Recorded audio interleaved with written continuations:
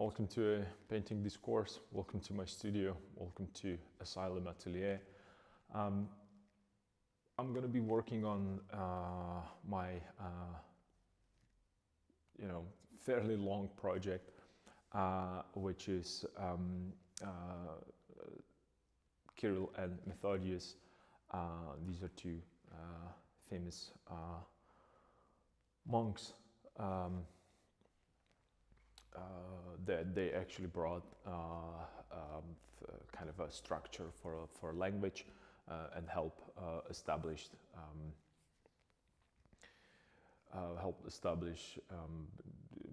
based on some regional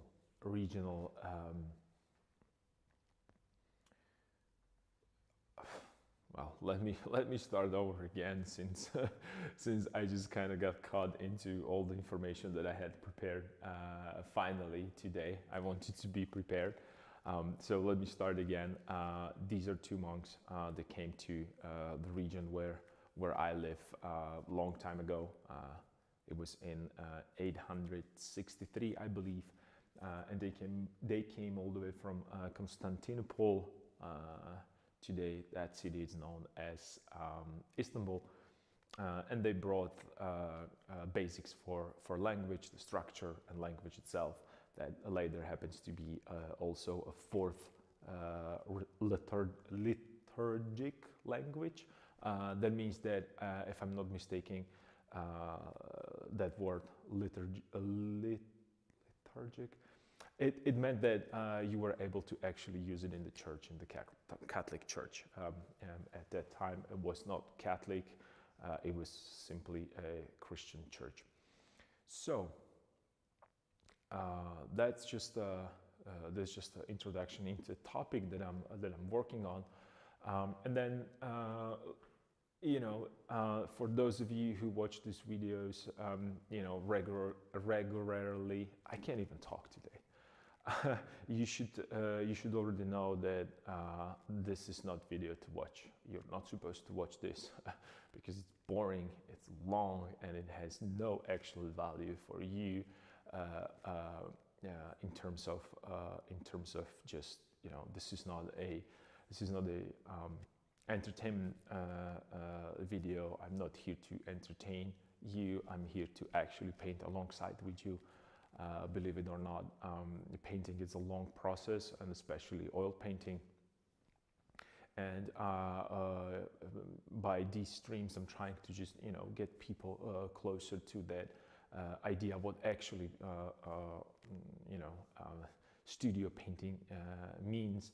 How much time does it require, especially in my case, because I paint slow and I am really focusing on composition. And if there's something that does not really work compositionally, I'll be reworking it, repainting it, and going over and over and over till I'm fairly satisfied, not completely satisfied. Hopefully I will never settle for anything, and I won't be just repeating the same painting over and over again, because that would be probably the worst possible outcome for me as a painter. So that means, or that being said, I'm hoping that you have ready that you already prepared your paints, brushes, I don't know, digital medium, right? Tablets, and maybe for those of you who sculpting materials, which is probably most likely clay, or if you sculpt digitally, I'm really happy to hear your opinions as well, in terms of that never-ending dispute. What's better? It's a sculpture or is it painting? Of course, we know that it's painting, right? So there's not really a debate. Just provoking all the sculptors to just be part of that painting discourse. So if you have some ideas, or if you have something to add to these discussions, or to this discourse, feel free to do so. Important part is that most of the questions that I'm asking myself when I'm creating and I'm working on my paintings are philosophical. These are not there's not something like 1 + 1 = 2. So most of these questions are really going to be philosophical. Unfortunately, answers are only in actual practice. So no matter what I do, no matter what I'm thinking about, it's not real unless I try and see if it's work or if it doesn't. And most of my work is, as you might know already, most of my work it's a big compilation of mistakes that I am slowly trying to get rid of, right? So every brushstroke that I place, I have to, think of it as not necessarily as a mistake, but as an experiment. And that's something that drives me to get better, because I really enjoy experimentation. I have the Bad Painting Friday, which I enjoy tremendously, just having fun with stuff. And that kind of idea of being open with mistakes. I am, it's almost that idea of painters being really just, free-spirited people that just come to a studio and, outburst of creativity that you switched on because you needed it, and then, you painted something, and right now you're ready to sell it for hundreds and thousands of dollars. Well, maybe it works this way as well somewhere in the industry, because I am not aware of everybody, or I don't know everything, right? But it certainly doesn't work in my studio that way. It's really hard work in terms of and hard. It's not necessarily physically demanding, but it's definitely it put miles on your inner understanding of who you are and what you want to do. Because in my experience, no matter what I do, whether it's good or bad, the painting it's always going to reflect back to me, right? So I place the brush stroke, I'll step back, and I have immediate answer to whether it's wrong or right. And if it's not immediate, trust me, the next day it's going to happen 100%. There's no way around that. So that's kind of a, sometimes it might feel almost like it's a, like you self-harming yourself or self-torturing. Well, if that's what is in your mind, and it was in my mind as well, it was holding me back. So this is the time for you and space to experiment. So if you will work alongside with me and you watch the previous streams, you might know what I did on the what I did to a figure on the right side, actually on my left side, but probably it's on your right side. So the figure far right, which is this guy right here, that's what I'm talking about. I have him painted, I have him there, I already knew what I want to do, and yesterday throughout the process I just kind of, destroyed it. Well, it needed to be destroyed. Well, there is no other way around it. It needed to be destroyed. It was bothering me, and I just couldn't stand to look at him because I felt that he's creating kind of an incomplete picture. Not necessarily the placement, not necessarily the part. Let me rephrase this. He was okay, but he was not working with the group. I didn't feel that he's connecting to the story, so I tried the different hue, I tried a different position, I tried the different textures, I tried to put him a little bit more into background. None of that worked. So today I have to, when I came, I look at him and I was like, oh my God, what have I done? Why did the previous iteration look better than this one? This is what was in my head, and trust me, I took a picture of that, and yes, it might have looked better in terms of just that raw kind of a brush feel, but it lacked structure, it lacked that the continuity of the story. It was a nice looking shape with that kind of a fresh paint, freely thrown around, but well, I'm kind of trying to see what's going to happen next, not 20 steps, but at least the next step. And I know that, if I leave him there at that kind of unfinished stage, at one point that figure is going to bother me, and I will try to repaint it, and then I won't be able to again incorporate it with the whole painting. So I'm trying to incorporate it immediately with the composition.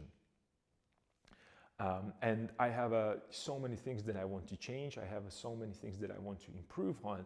But unless I'm certain that this figure works for the composition, for me as someone who wants to communicate certain ideas, unless that's 100%, or as close as I can get to 100%, I won't be satisfied. And I know that I'm going to be working around it and trying to fix it. And I think that the biggest problem was the head. So I just kind of, took a, background color, and I kind of laid down. And I'm looking at the painting right now under this lighting condition. I again have this equal light condition where there is no direct reflection from the buildings across. I was talking about this last time, so I'm not going to, delve into this or dive into that reflections and temperatures and all that kind of stuff in the studio. This is a little bit more subtle, a little bit cooler environment right now.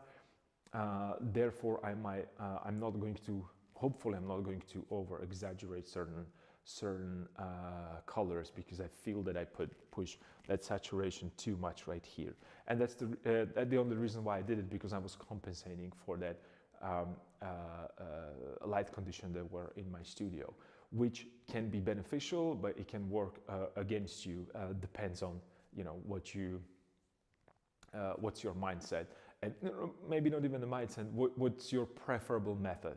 I love that always shifting natural light, because it shows and points out certain problems with my painting, and sometimes it showed me my painting in a completely different light, which if you work under the artificial light, it's constant, it's easier to work, and you have that kind of constant environment, but I found that constant never-changing environment kind of relaxes me in the sense of I keep myself into that, in that level of I don't need to experiment. I know that if I make this lighter, it's going to look lighter. If I make this darker, it's going to be darker. Rather than just thinking about how this darker value will affect overall composition and how is it going to impact that overall feeling from the painting. How is it going to impact the overall idea that I'm trying to communicate? So these unstable conditions kind of they're keeping me at the edge, and I always have to experiment and try to adapt. And that create these happy and unhappy accidents. And in my case, it's 90%, 95, 98. I can go all the way actually to 99.9% of these things are mistakes. You won't ever be able to see how many layers it's underneath this, how much these figures change. I know that the legs were left, right, up, down, the knees shifted, clothes shifted, hands shifted, portraits shifted. Everything was in a different place at one point. And I think that that's something that pushing me, or actually creating even better representation of movement, because I see that technical narrative that is underneath that. I know that the figure moved from here to here. I know that they move this way, that way. I was trying to find the position for him as well. Was left, was right, was up and down. And that kind of, when you think about it, when you would, if I would record, how painting and how figures were moving, and I would create a time lapse, you would actually see them moving on the canvas, left and right, up and down. the tilts and shifts and positions and shadows, and it's really remarkable to then look in the back. And luckily we can do it these days because we have a cell phone, so I can always take a picture real quick, and then I can have a timeline of how that painting improved. I can do it every day. I can actually create a time lapse. So I put the camera. I've done that a couple times. I might release these videos. It's more like it's more helping me than anything else. And you would see that in the span of 4 hours, sometimes nothing changes, and sometimes a lot of things change and shift. So I don't want to again waste too much time with these introductions, because that's just those are just again just words that they might or might not be true. And I want you to think about this the same way. No matter what I say, no matter how confident I feel about what I'm saying, you should take these words and put them into test, and you should be able to really decide on your own, he's talking about this, then he's painting this way, it's not working for me, and that's okay. You should be ready to explore, you should be ready to advance, you should be ready to move to a different style, or not necessarily different style, but a different technique that might actually better represent the ideas that you want to communicate with viewer. So everything that I'm saying here, it's in terms of that discourse. That's why I love to call this painting discourse rather than just lecture on painting. I don't talk about specific brands of paint. I'm not telling you that you have to have 90% of white and 10% or yellow ochre, or 90% 90% of titanium white from this and this brand, to mix it with 10% of this and that brand yellow ochre light, and then you get the skin tone. Trust me, it doesn't work that way on that top level, because these paintings are not paint by number. You can do this as a starting point, so you have something to start with and think about it. Oh, if I mix this and this color together, I can apply that, and then I can judge everything around that from that color. Yes, that works, and that will help you to the certain point, and then you have to start exploring and experimenting. And I think that most of the painters,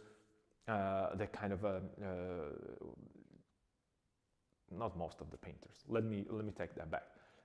Some painters feel comfortable with these methods and then just continuing and creating a beautiful works of art, but they are very much the same. And I am afraid of that. And I was talking about that in the previous stream. I am really, the one thing that I'm afraid is not the bad painting. I'm afraid of stale painting, which is kind of okay. Well, there is no wrong things there. I mean, you can look at it and it's just, no, I would prefer a really bad painting that people go as, this is just really bad. 10 times out of 10 against the kind of a stale feeling of a painting. And that's why I shift and change things so much, because whenever, and this might be my problem or problem specific to me, or maybe there are some of you that have the same problem and think the similarly about the painting, that it should be always advancement forward, not necessarily in terms of a technique or style, but rather with that idea that you're trying to communicate. That's why I'm so adamant about the composition being on the top, because composition actually connects figurative painting with landscape, with still life, with abstract painting, with music, with writing, with sculpture, with the world of art as a whole. So I think the composition it's something to really look into and try to get try to compose as good as it's humanly possible. So yeah, I hope that while I'm talking, you get ready with your art supplies, with your stuff, and let's get into painting. I really want to work on the portrait today, the main portrait, and it's going to be challenging, but that's okay, because I feel that I have to. I want to push this area to as close as I can to a good painting, and I want to change his facial features a little bit, and the reason is because I want to make him younger, because they were not necessarily old, but they were. I want to show them that they are. That you can see some wear and tear on the face, and I don't mean literally wear and tear. I'm thinking more in terms of.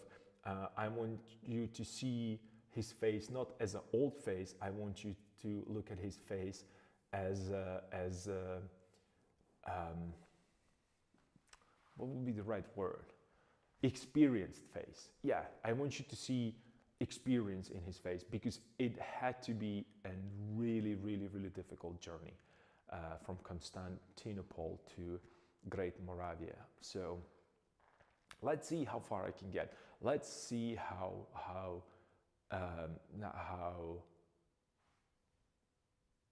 not necessarily accurate, but how close I can get to that feeling. How close I can get to that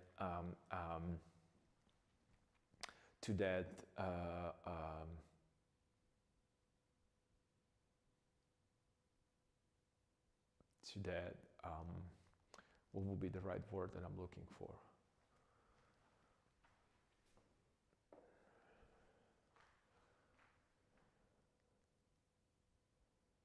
How close I can get to that message that I'm trying to communicate with the viewer. Yeah, that will be probably the one that the thing that I want to talk about. So, and the reason is because I'm kind of not necessarily disappointed. I know what I did with the figure on this side. This is all extremely. It's still very wet. I want to wait a little bit, and then kind of soften all these changes and shifts that I did, and bring that shadows back again towards us, make it a little bit more resolved. So I want to leave it a little bit more time for that to happen. All right, so let's work on that portrait. So this is going to be extremely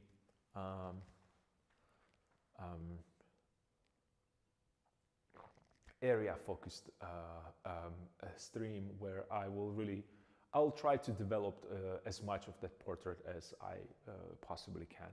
And then maybe I'll shift towards the hands in the second half.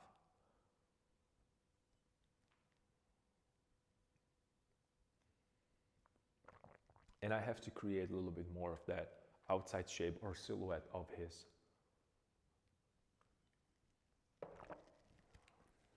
clothes, because right now this is something that bothers me, so I probably will work on this a little bit as well. This seems it's still a little sticky. So the gloves is on, almost.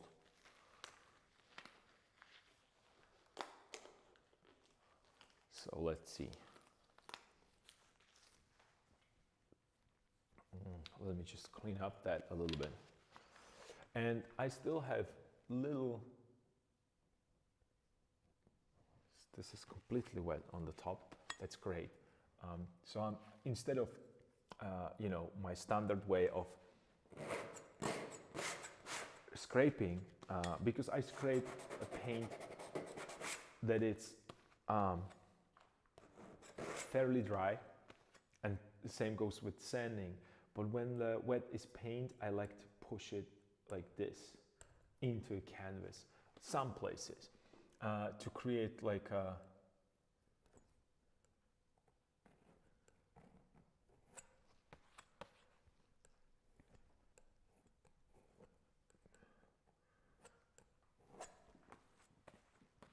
to create better painting surface. And not only that, it's just going to get if you place one brush stroke next to another brush stroke, they're sitting next to each other, and sometimes they have ridges and textures. But when I press them with the force of that palette knife, they kind of get closer to each other, creating these nice, very, very soft transitions between the brush strokes. It's really, really interesting to see these different things happening. And, sometimes happy accidents occurs. Sometimes they don't, but, sometimes they do. And I'm actually consciously searching for these accidents.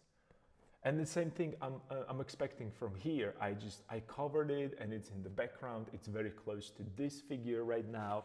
So I brought the attention back here, but this right now looks boring to the point that why is even there? So I connected it and I need to disconnect it right now. I need to connect again and disconnect, and I'm going to fine tune it. I'm going to find that the Harold Speed's dither. That I think that's the word that he used in his book. I'm gonna look for that moment where, oh, it's kind of cool and it's kind of strange and it's kind of weird. Let me examine that. Let me look closer to what's happening here. So that's basically the name of the game at this stage, because I already know where do I have all the figures. Right now I'm going to ask a very simple question.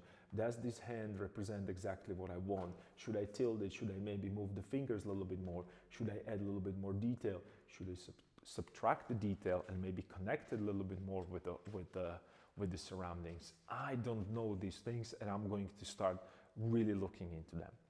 That's when the actual long process starts, because you move from these big, and I still need them, these big kind of bold movements and having fun, to details, and then you will realize, oh, I put too much details right now. I broke that freshness, the feel of coherentness. I don't know if that's even a word, of the painting. So, sometimes it happens that when you, what would be a good example?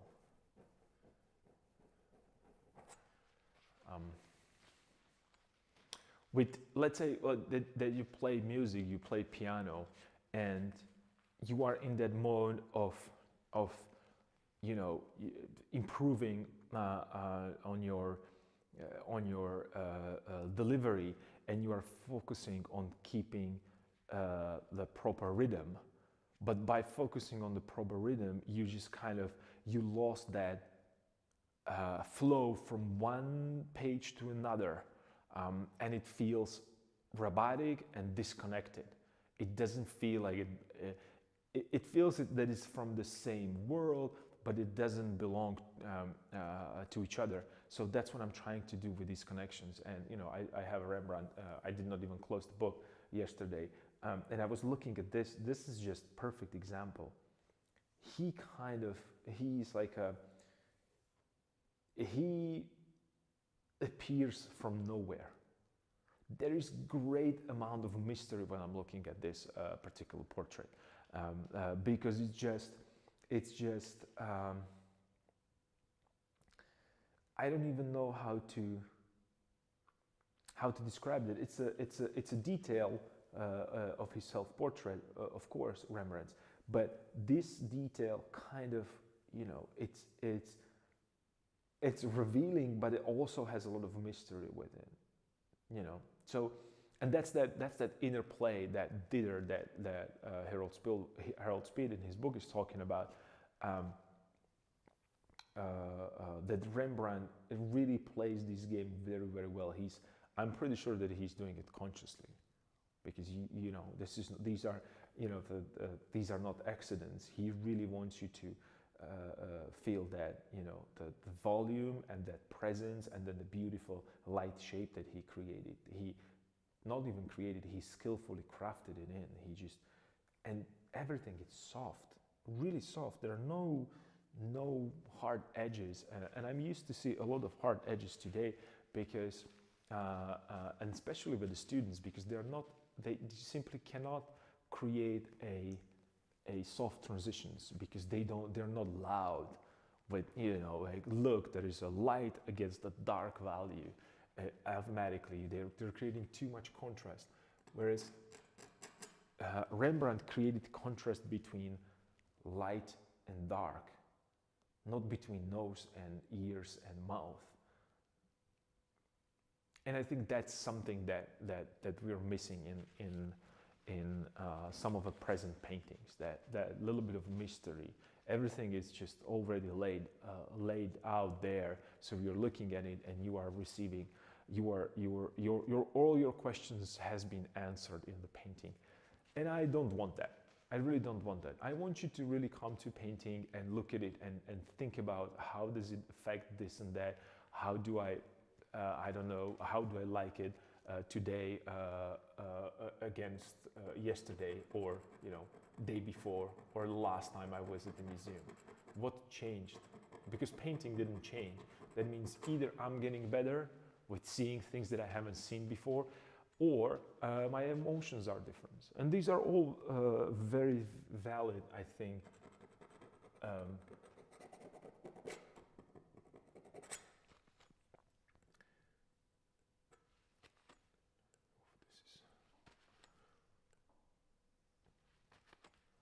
These are all very valid, important tools to take into consideration and use actually in the painting.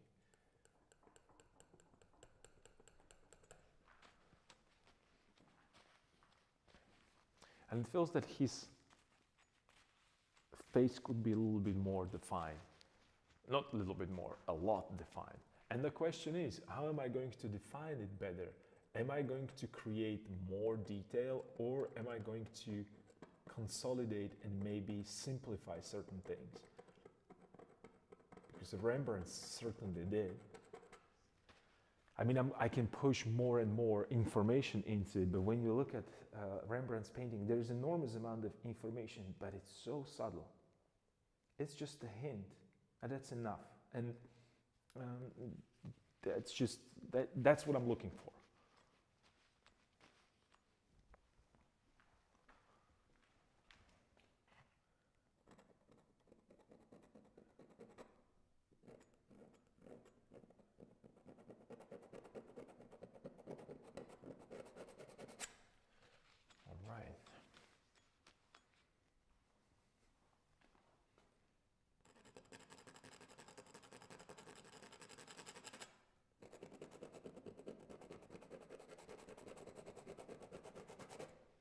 And I'm softening eyes right now. I'm really.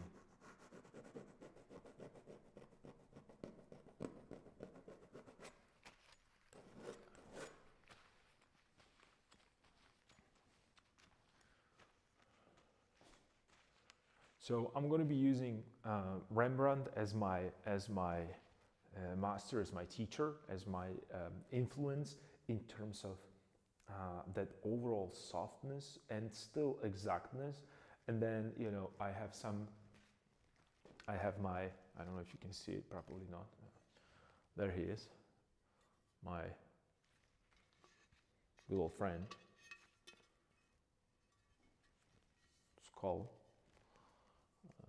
He's awesome, right? And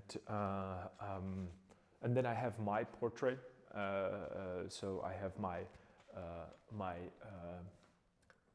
mirrors almost everywhere next to me, so I can use parts of myself if I can't work from imagination. But I'll try to do most of my work from imagination. And I have some references, of course, different anatomies, different shape of eyelids, different shapes of foreheads and noses, and so on and so forth. So I'm gonna clean this up a little bit.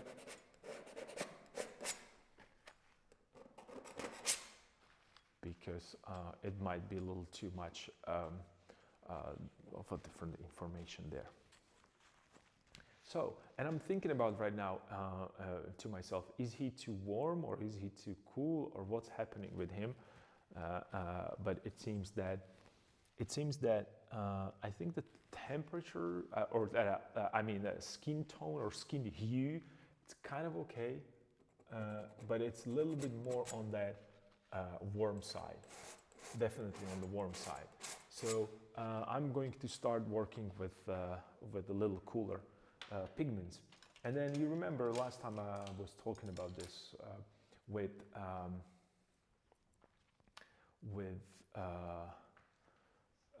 figure right here, figure here, and these figures, that I'm working on cool underpainting. I can create nice, beautiful transitions from warm to light, simply just switching from opaque paint to transparent. The same mixture, but I slowly moved from opaque to transparent by adding less and less pigment. So, and that created these beautiful, beautiful soft transitions that are harmonizing itself nicely. So we can try to do the same thing. So I used warm pigments. I might use cooler pigments right now to just get these transitions. And by cooler pigments, I mean it's still going to be yellow ochre, and this is just me for portraits and body parts. I know that I'm going to put the different variation, different pigments there, but it's mostly white, yellow ochre, vermilion, and black. That's it. And then of course you're going to add a little bit more, like other pigments there to create a different shift. But the limited palette for portrait, and especially if you are not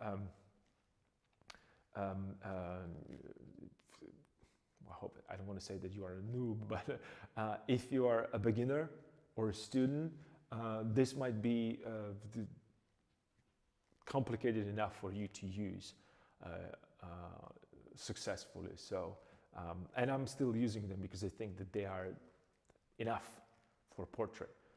Unless you have, unless you have some, modern scenes where you have neon lights and different vibrant colors of clothes, then probably that limited palette that Rembrandt, Velasquez, and other painters used, Andrew Zorn, probably is the probably most famous one for these limited palettes.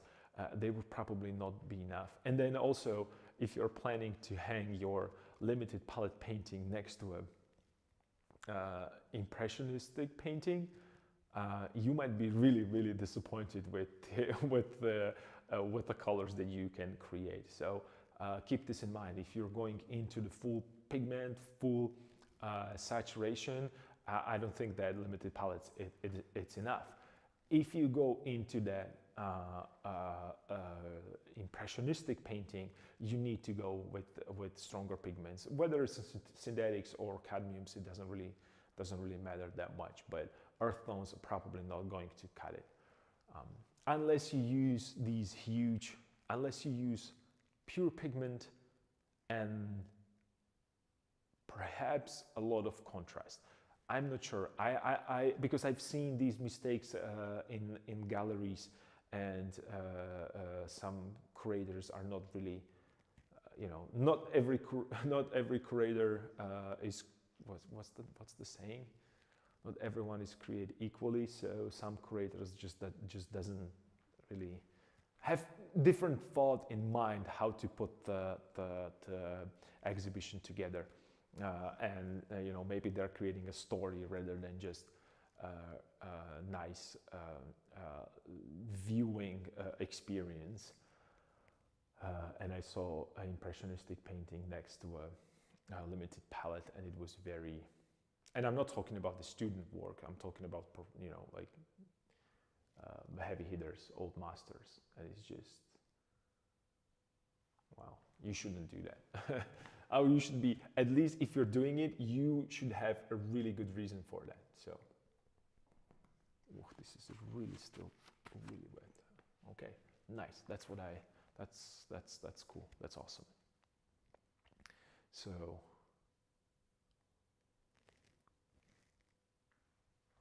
Yeah, let's maybe move this here. Yeah.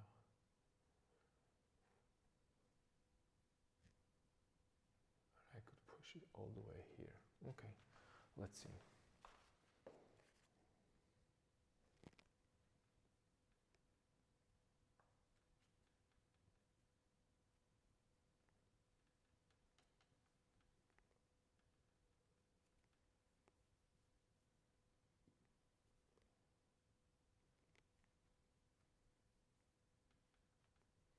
And I know I said that I'm going to use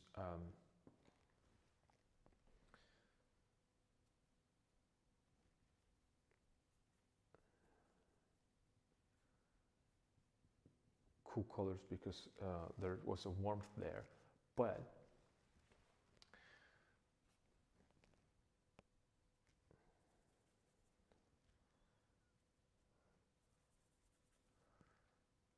I have a warm shadow there.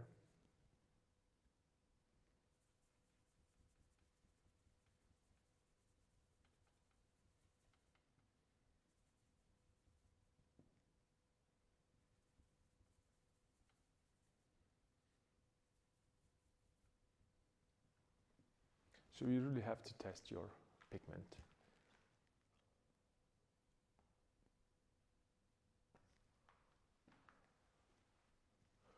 It's still a little bit light, but I think it's going to work. So I would put this.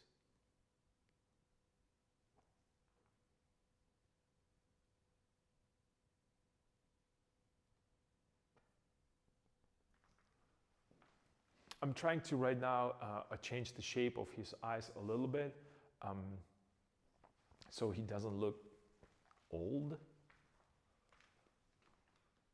Because me trying to create that feeling of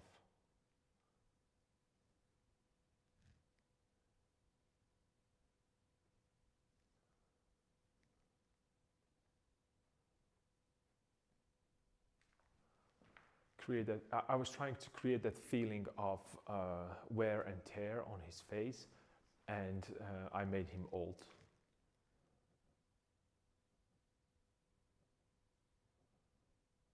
Instead, so.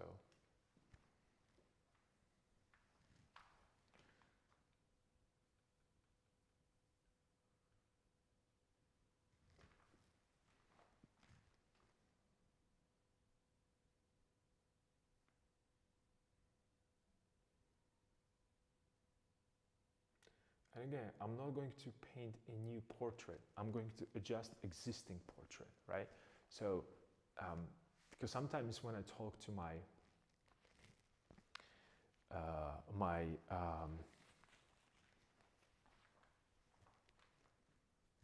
sometimes when I talk to my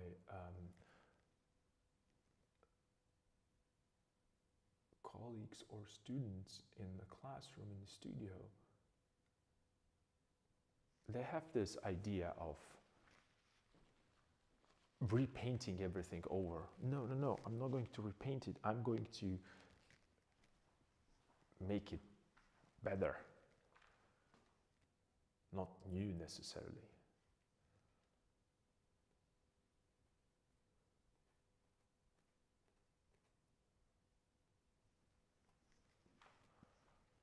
So I'm going to make that, you know, the harsh transitions softer.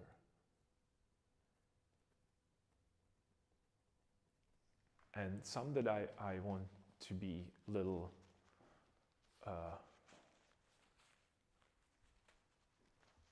some transitions I want a little harder, so I make them a little harder. That's the name of the game. I need a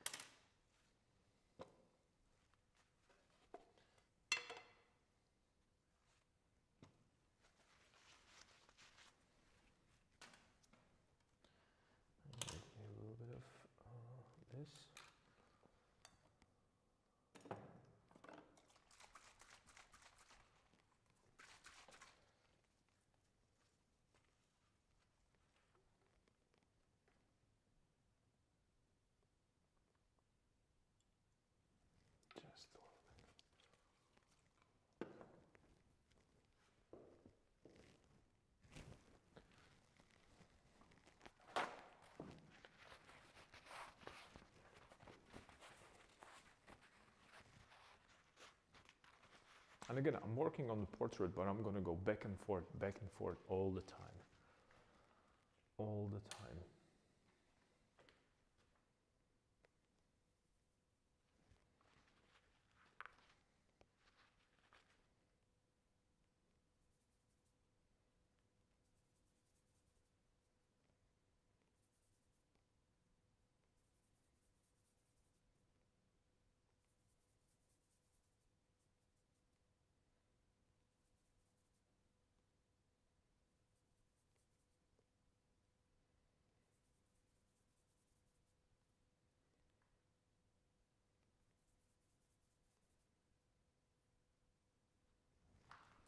Is this a good shadow pigment?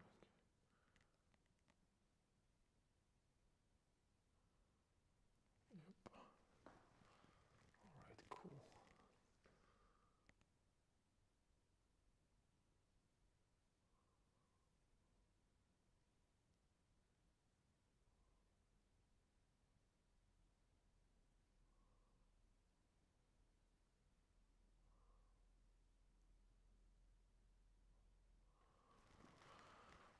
So I'm correcting a position for the nose because it seemed that it needs to be adjusted a little bit.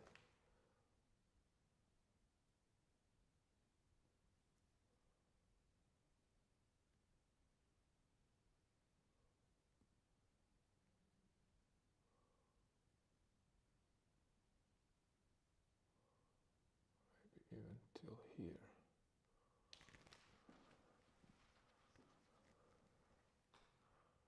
Symmetry, I'm looking for a symmetry, so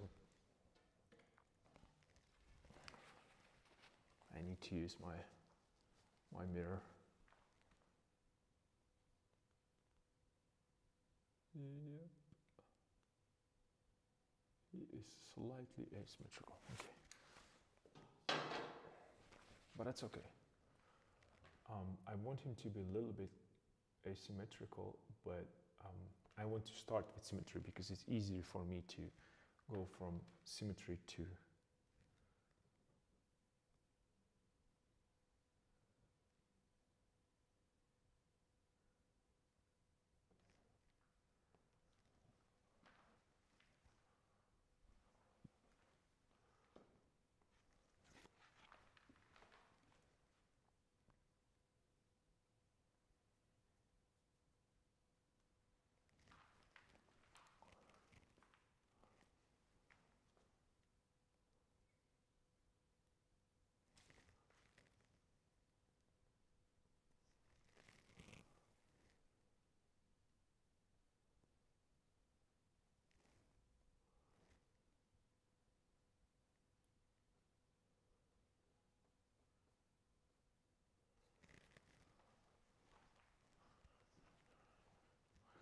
I want to make him a little bit lighter, so he doesn't look that dark and doom-like looking, you know. So he's not bringing evil.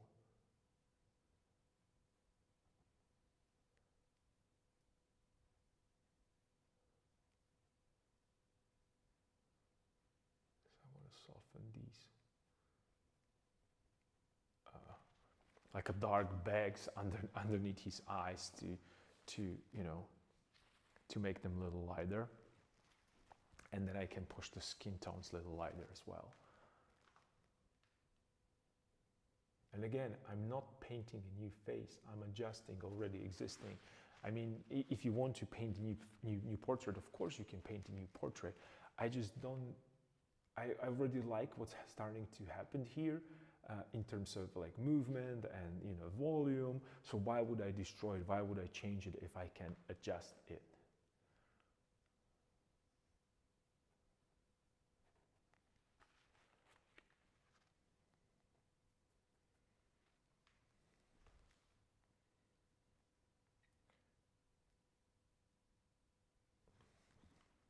And I'm using slightly more saturated pigments. And the reason is because I already have some painting there. And I'm not, like I said, I'm not painting over. I'm not painting a new portrait. I'm painting actually on existing surface. So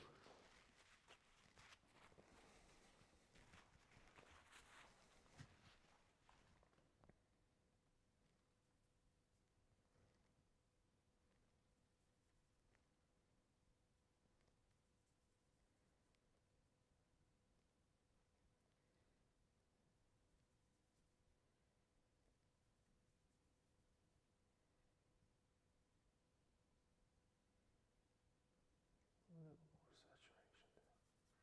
Oof, that was maybe too much.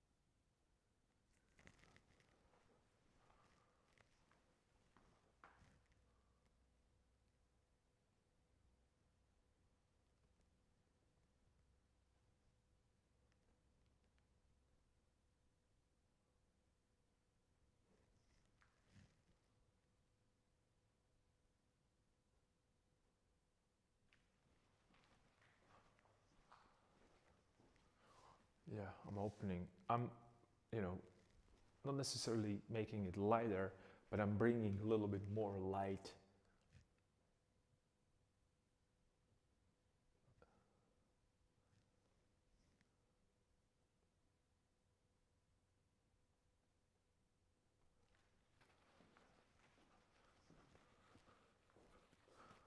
So he doesn't look that, you know, that dim.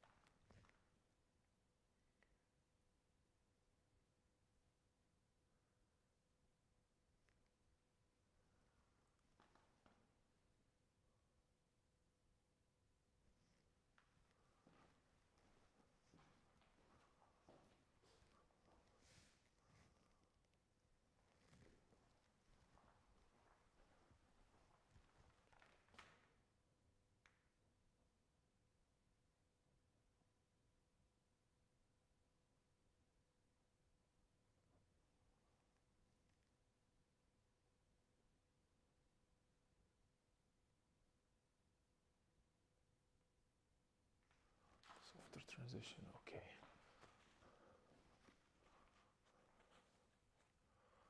All right. So I'm slowly making this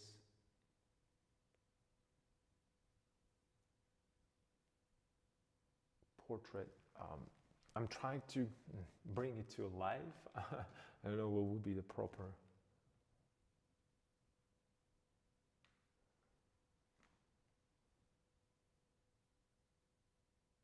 And not only that, I'm trying to make this portrait a little less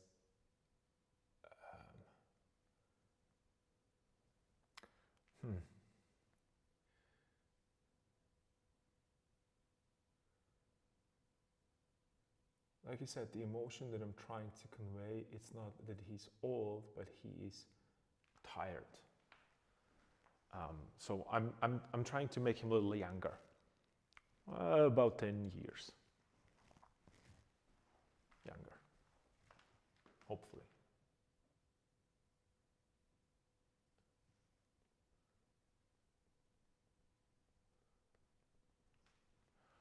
So I'm trying to, you know, get rid of some of these really dark shadows underneath his eyes, and change that, you know, structure a little bit, just a little bit.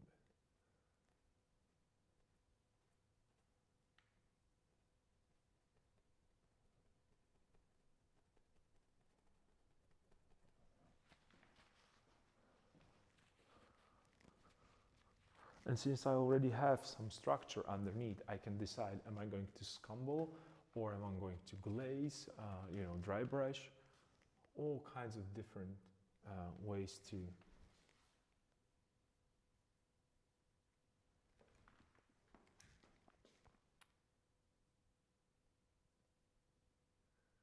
apply the pigment to a surface.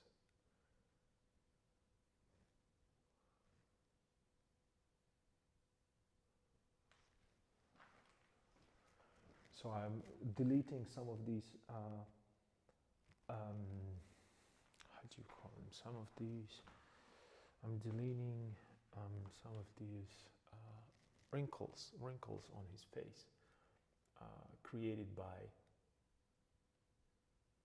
a paint application and, unnecessary usage of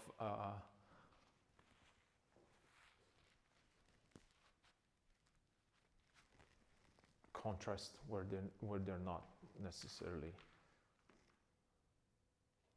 wanted or welcomed even.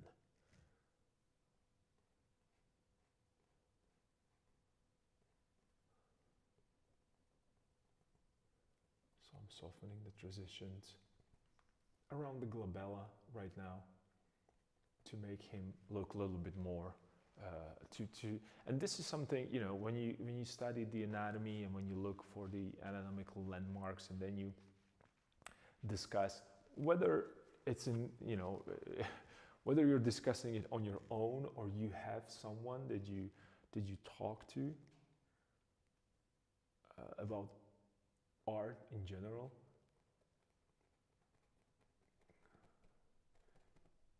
you might start thinking about the different expressions and what muscle groups are being activated while creating a certain, maybe sound, if we're talking about, singing, or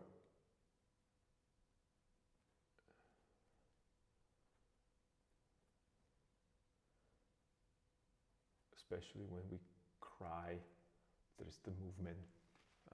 And the difference between genuine smile and fake smile, it's actually quite interesting to observe. And I'm pretty sure that most of you have seen that, or you're familiar with that when someone's laughing like,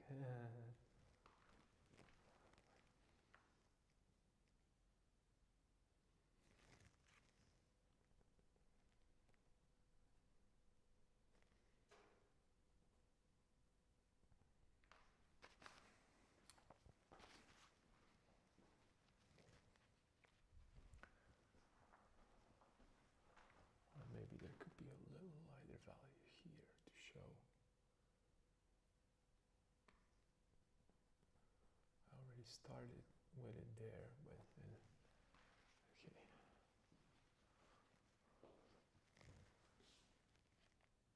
So I'll have a difference between beard and that pole that is behind him. So let's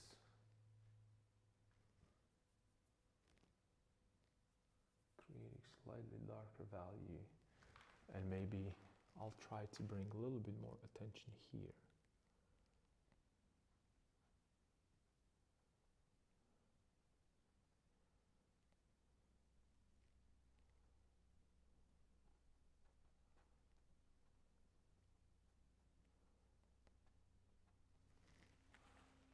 So I'll create that, a little bit of that shadow there. So I'll push his silhouette a little bit more forward. So I have, and then I'll make his beard a little darker right here.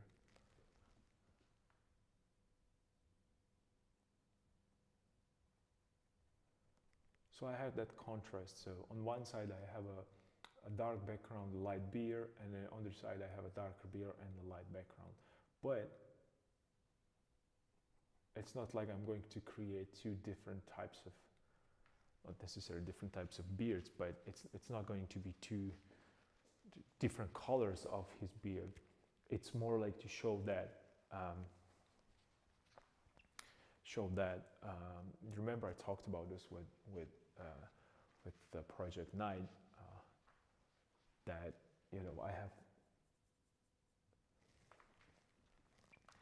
have hands that they are the same hue, same value, but since the background it's different. One is a dark hand on a light background, another one is a light hand on the dark background. So that kind of gives it a slightly different feel. I can't really describe that, but it's really, really cool to see that phenomena, and it gives it a little bit more interest. And you can see it in Rembrandt. He is really pushing it to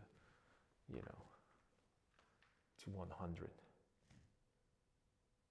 Maybe I could put a little dark value here. Yeah. This is where the attention is going to be. This is where the drama will happen.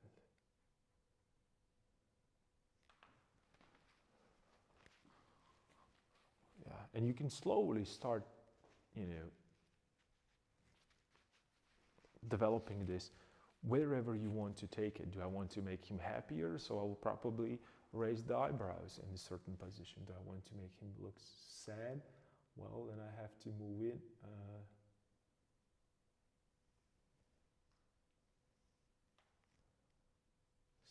Symmetry.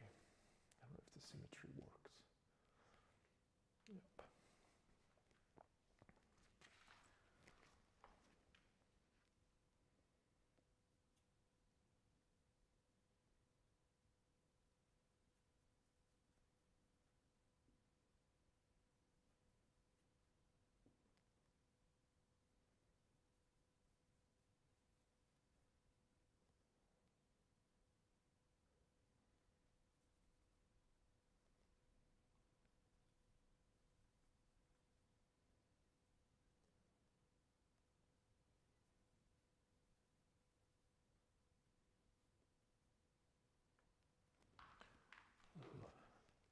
Warm half tone right here.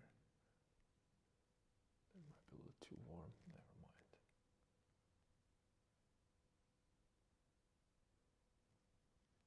It's cool because it's the eyelid, so there's a lot of warmth there. I can play with that a little bit and transition it into a shadow. So these are really adjustments, like really, really soft adjustments that I create. I don't even use a lot of paint. These are more corrections than anything else.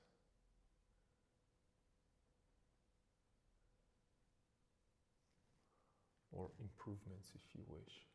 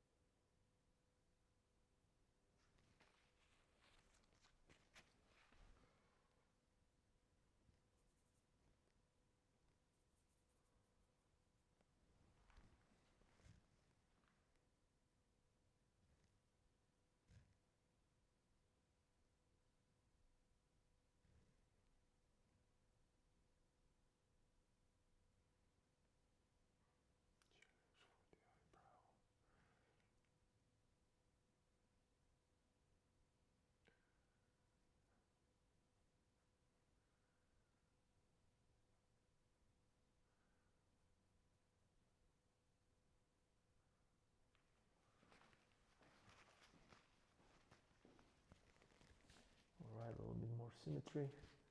Corrections again. And this is really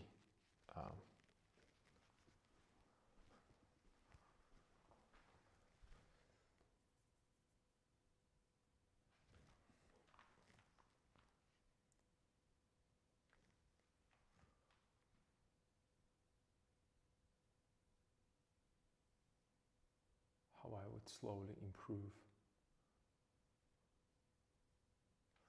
on existing. But I want to keep that, you know, some parts I want to keep rough, like, you know, painterly, and then, you know, other parts I want to keep really soft.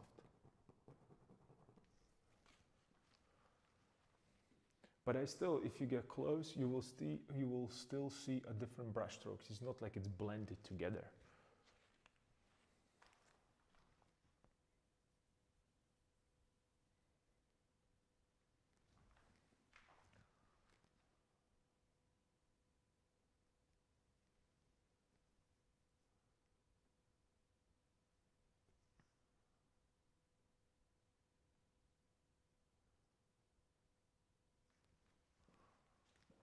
Darker cheeks.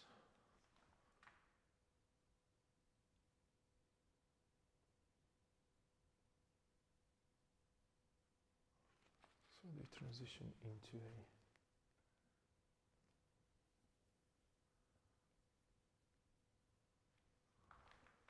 little bit more yellow.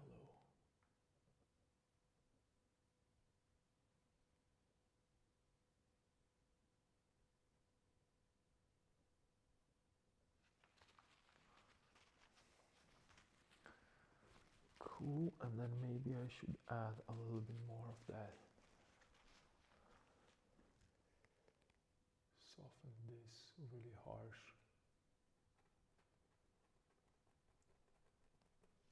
But everybody's, I saw this being exaggerated so many times. And then you look at Rembrandt and it's not even there.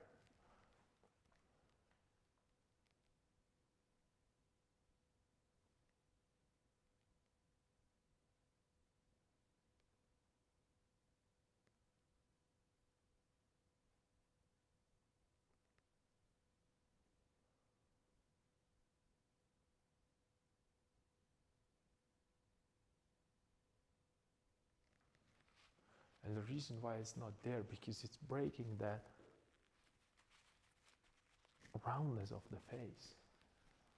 It's way too much attention there. And you don't want that, I don't want that.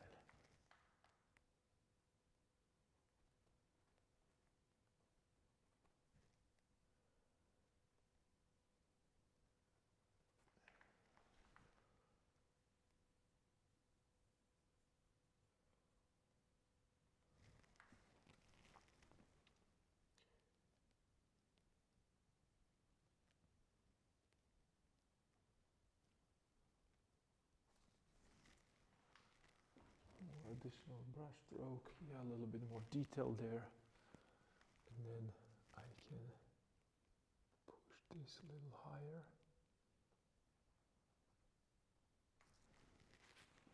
a little softer. So I'm creating transitions in between transitions, if that makes sense. But I talked about this previously, that how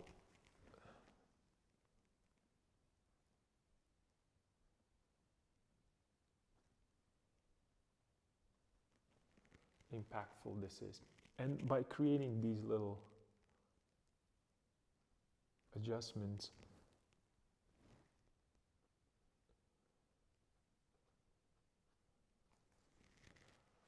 you know, I'm reshaping that face a little bit. So it's going to be a different person.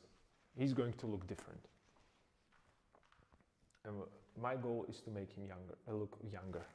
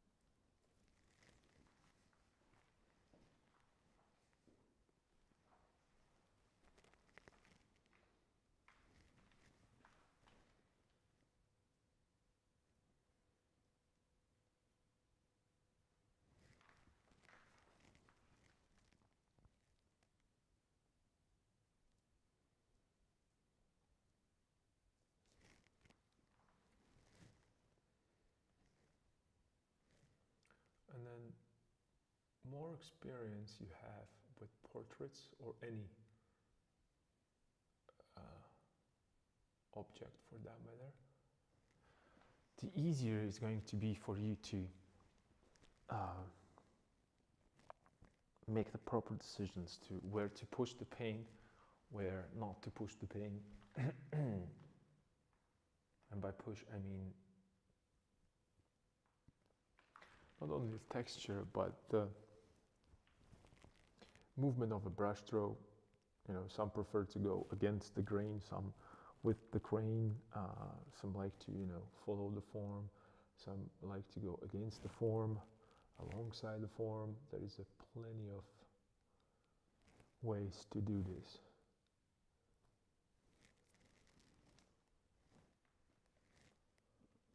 I like to think about my paint and brush and the application of a paint similarly than, you know, when you think about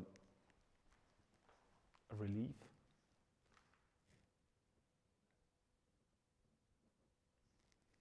Especially in light areas.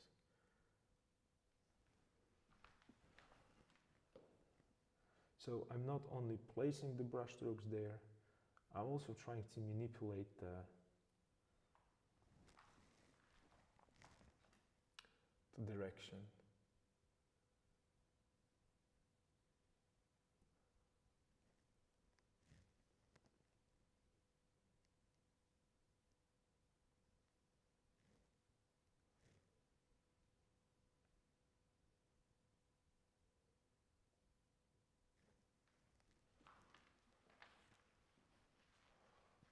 You have to be careful because it really creates these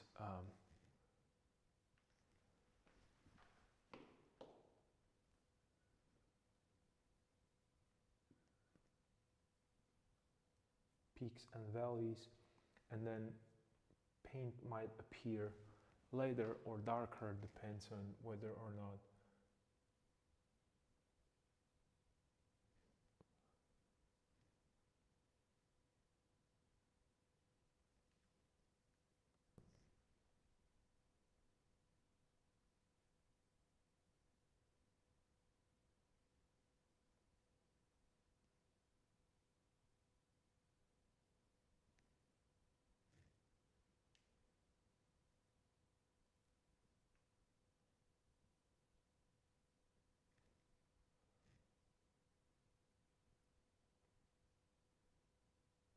it up a little bit.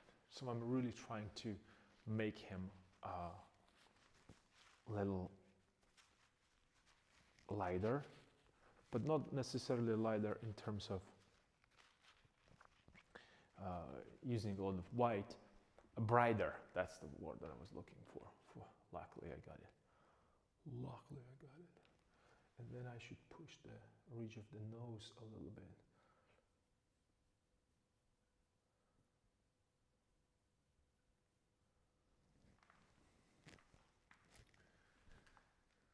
But maybe I should push it with a little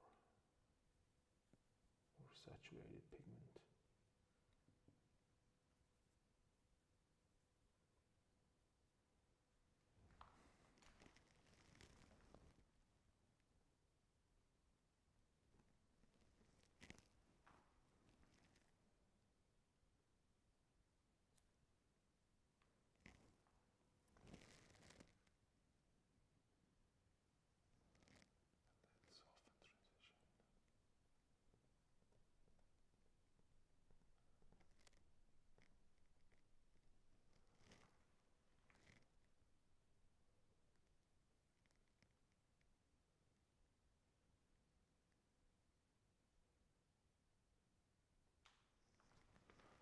Soften transition. Soften transition.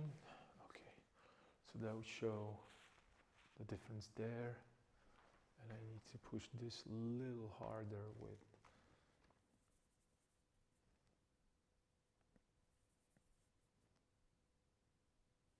darker value.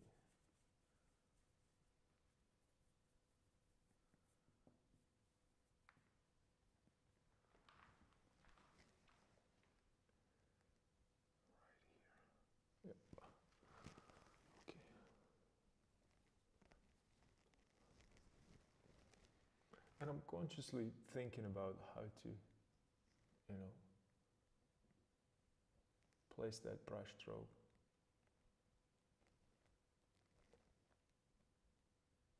And sometimes it works, sometimes it doesn't. So you don't need to really stress about it, because you can always, you know, repaint it if you don't like it. But since I'm fairly confident with the position of that, or placement of that portrait, I am working in pastel right now a little bit more than at the beginning, just because I want to lock in certain areas. And you know, if I decided to change them, I always can. I can always bring that.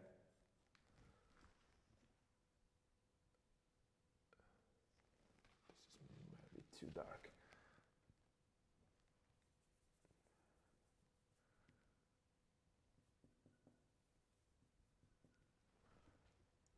That's going to be too light.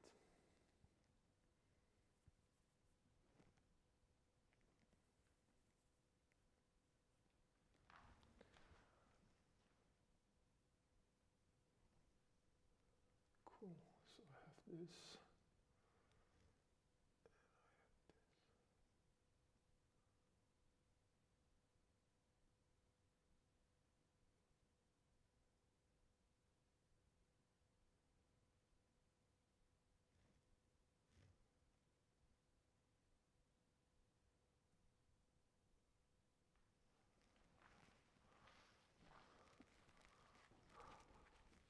And I don't know if these things are even, you know, if anyone ever going to, you know, notice these. It's really difficult to pronounce, but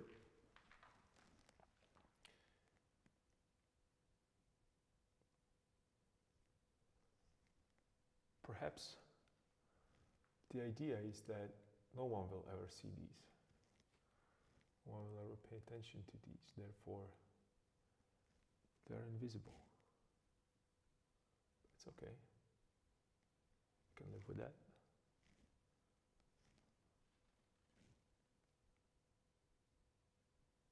Maybe. I don't know.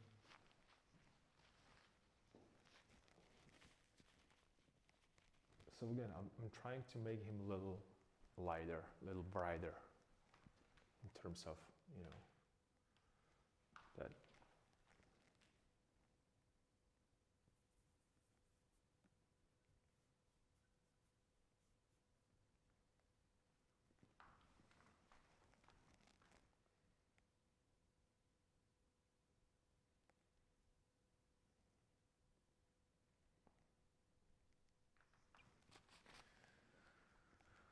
A little lighter here, and then maybe a little here.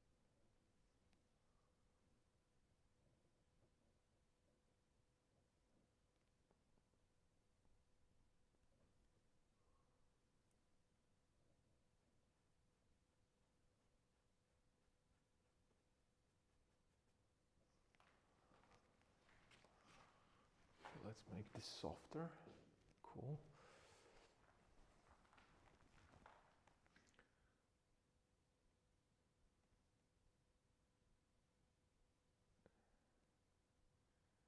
Let's continue right here with this, all the way up.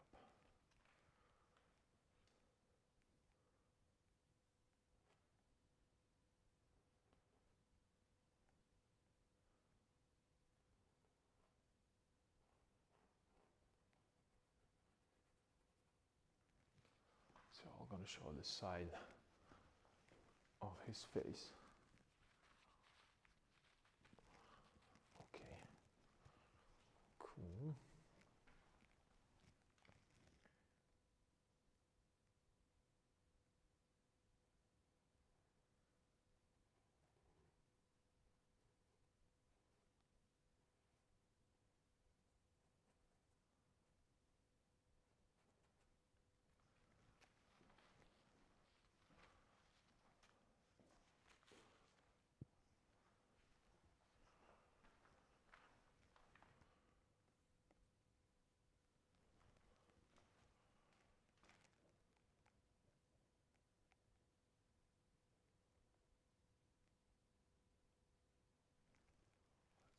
this correction here with the light value instead of just a line, and it perfectly push it out. That's what I was looking for. Awesome. I can do the same thing right here. Just a little bit.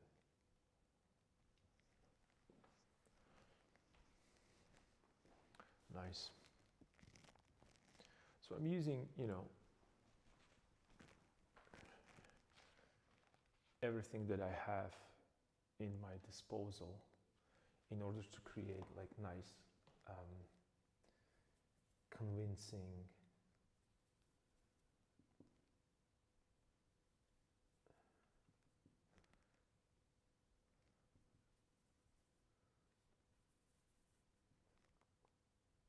illusion of three-dimensional.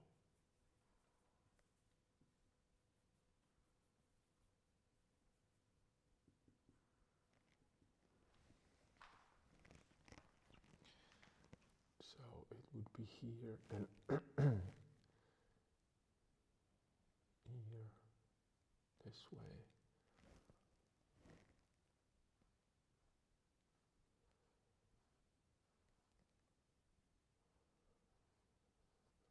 I know that I'm painting through the beard that I painted before, but that's okay because I want to make sure that I have a symmetry there before I start to, placing and hiding all the mistakes behind the beard. So.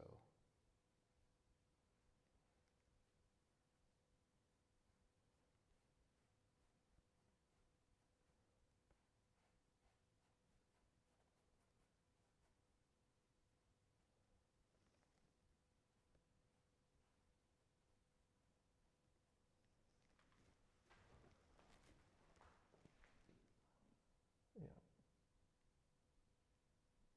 this would look a little bit more accurate.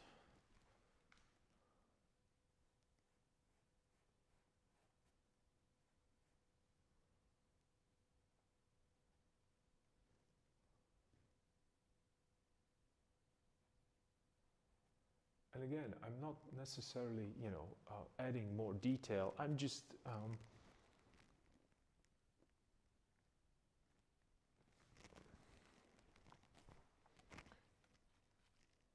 reevaluating what I already painted, and I'm asking myself is this brushstroke beneficial to this painting or is it not? That's basically it. It's not that difficult.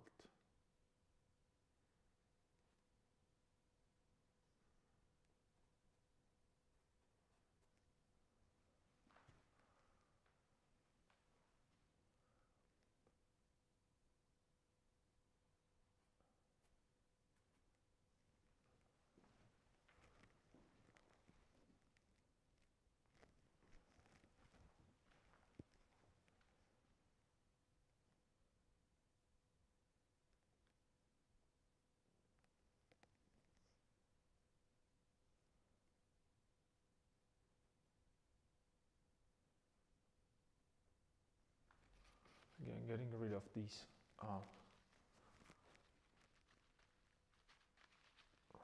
darks underneath the eyes.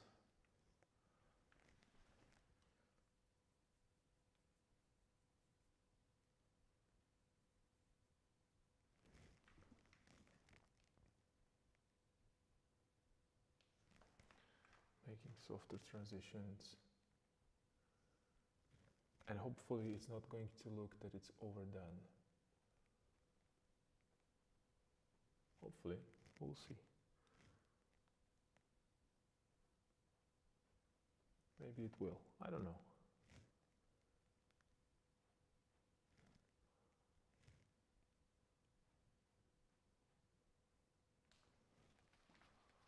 We'll see.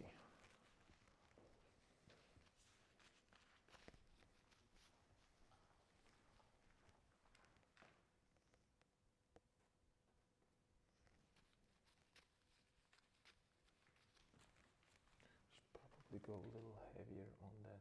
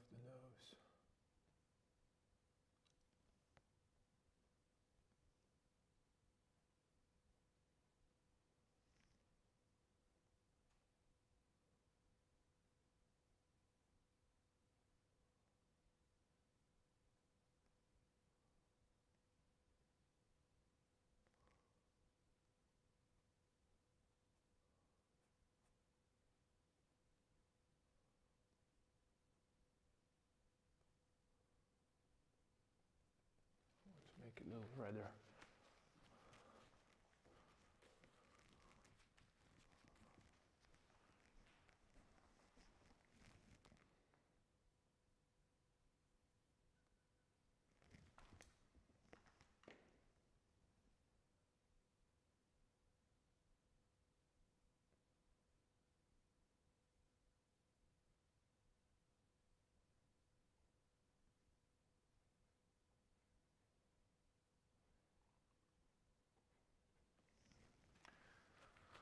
All right. And simultaneously, whenever I, changing the hue or moving something, it goes through the checklist. Is it the right position? Or if it's not the right position, can I improve that position by adding this brush strokes here?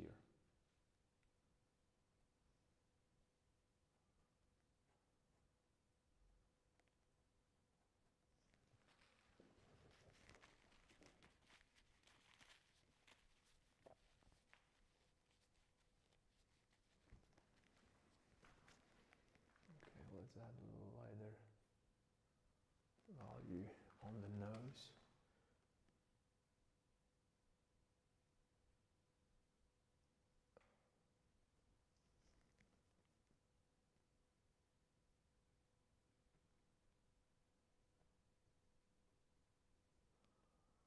Right, and then a little lighter here.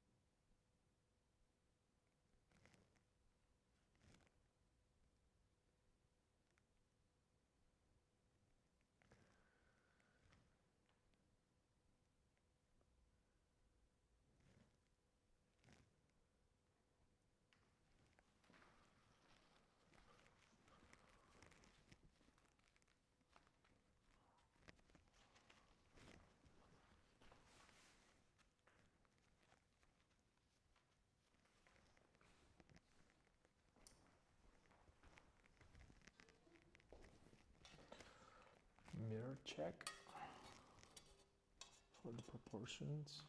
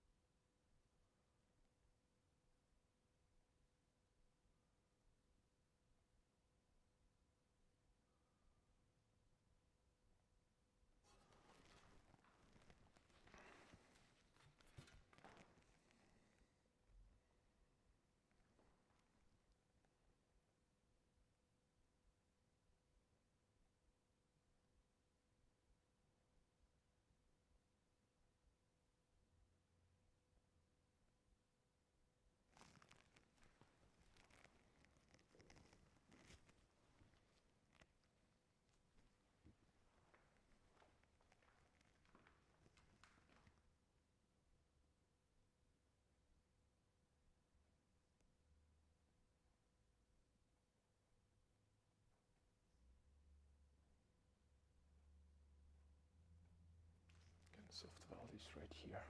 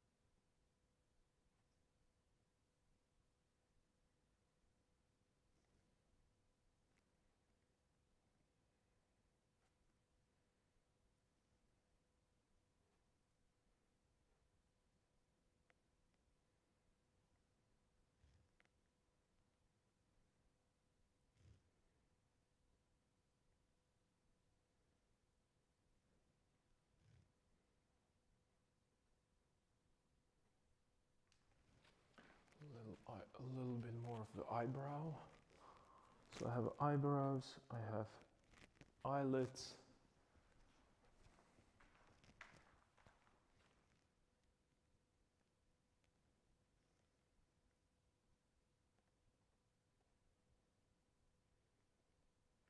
Darker value here, or softer transition rather. Softer right here.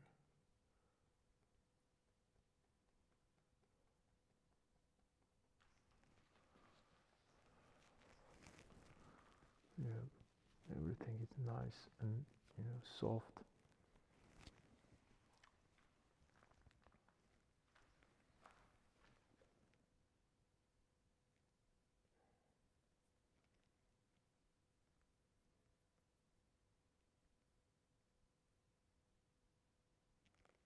And I need a little bit of this.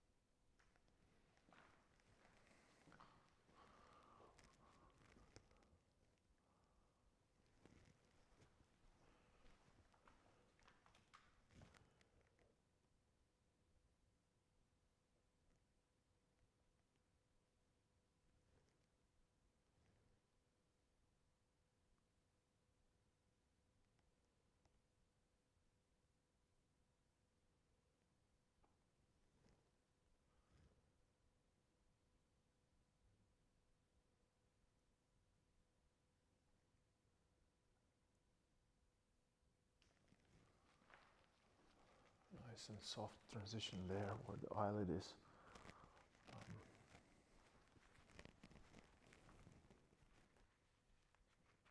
Yeah.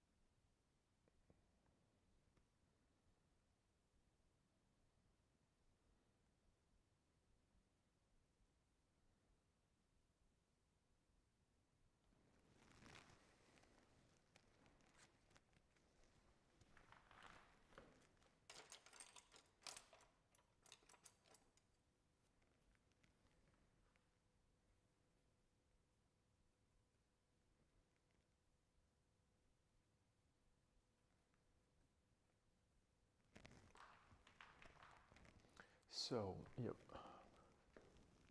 I'm correcting slowly everything that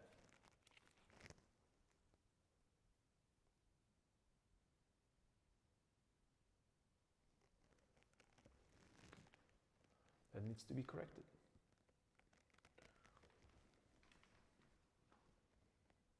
And this really takes time.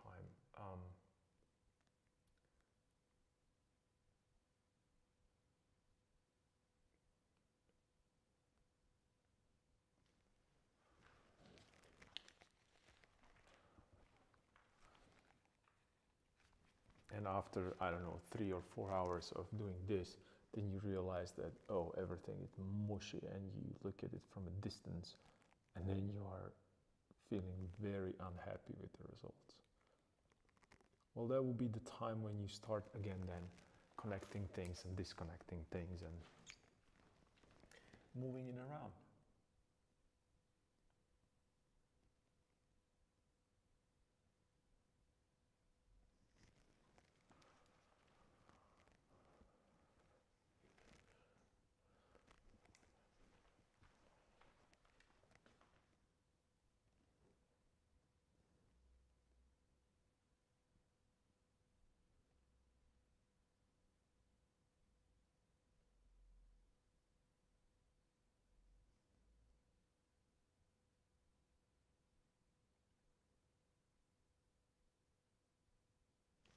I want these beautiful lost edges there in around the eyes and eye sockets. And probably the only like a real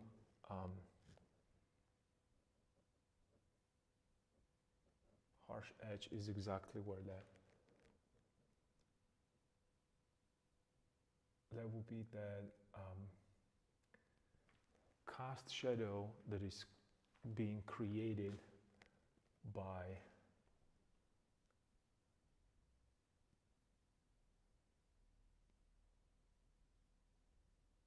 upper eyelid, and it's casting it directly on that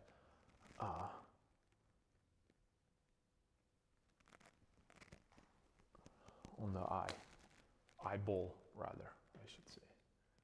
That's the only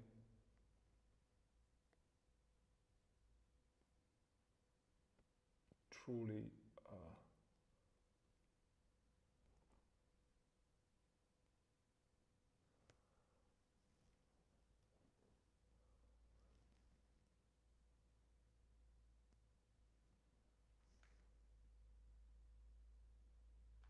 hard edge that you could find probably in those eyes. But they're still being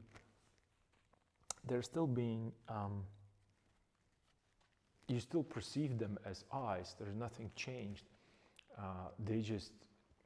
I'm kind of thinking about the eye the same way that I'm looking at, difference between this head and the head here in the background.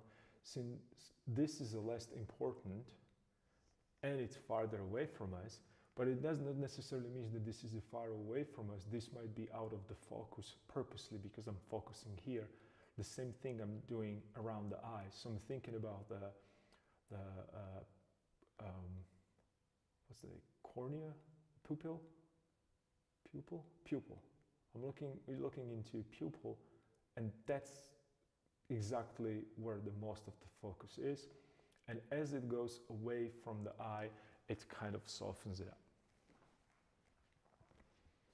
So instead of having, these harsh eyebrows, and the reason is because when you think about the character, and if I want to do someone who is a little bit more menacing, so I'll probably push his head a little lower, and that will create a darker shape underneath the eyes, so you can't really see the eyes very well.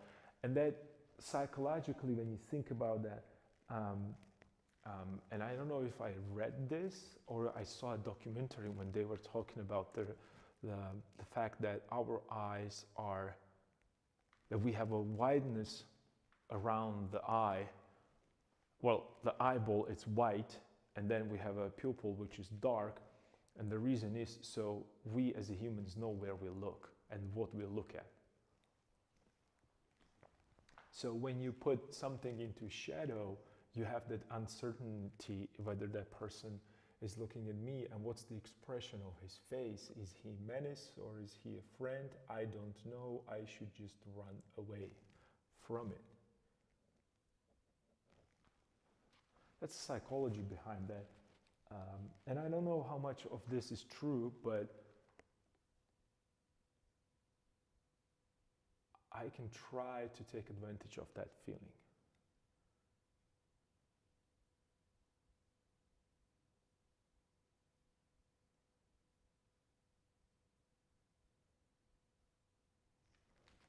And not only try to take advantage of it, I should take advantage of it.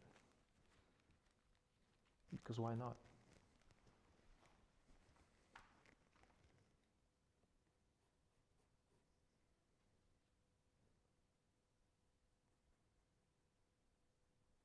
To soften this area a little bit.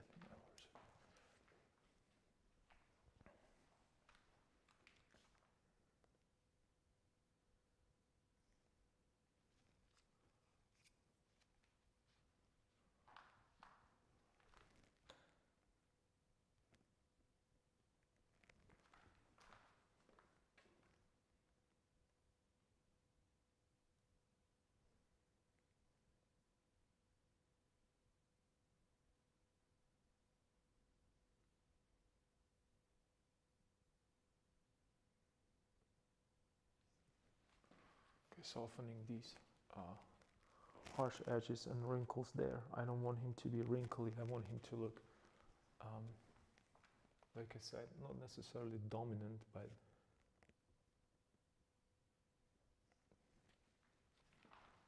I want to see that he, with some authority in his eyes.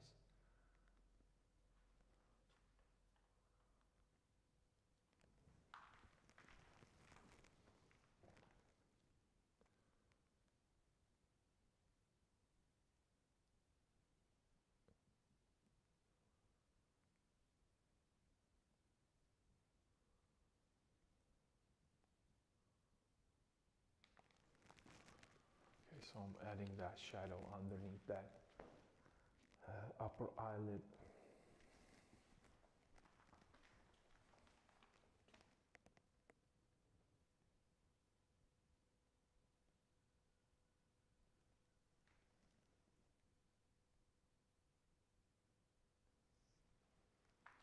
Okay, so I have eyes, I have pupils, I have eyelids, I have shadows underneath. I can maybe soften the right eye. Well, it's on my right side. Soften it just a little bit.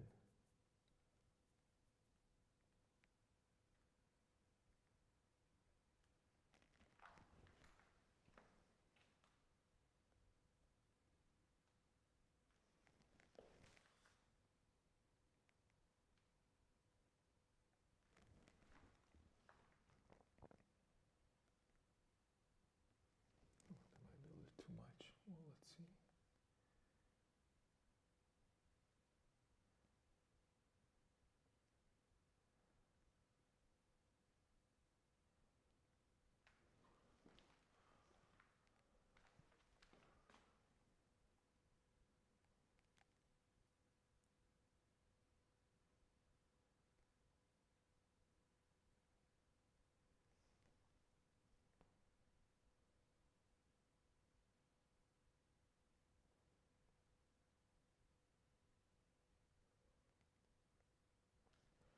Same idea right here.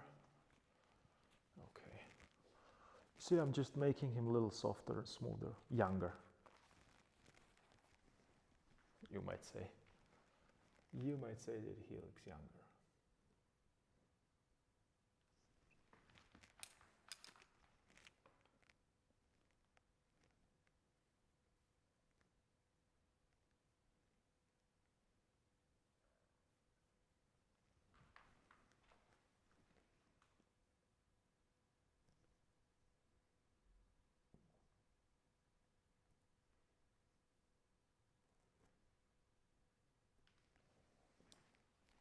All right, and right now I could push this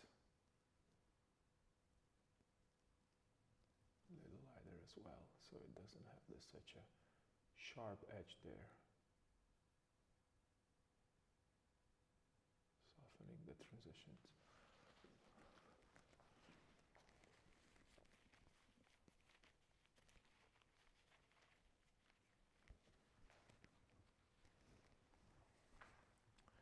So I can push this maybe even a little bit more this direction, so I have a little more of that happening.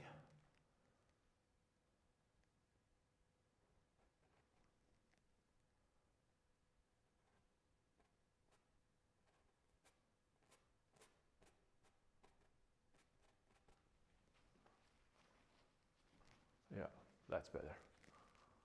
Oh, that's what was I missing. I needed to adjust the silhouette a little bit, so it kind of started to.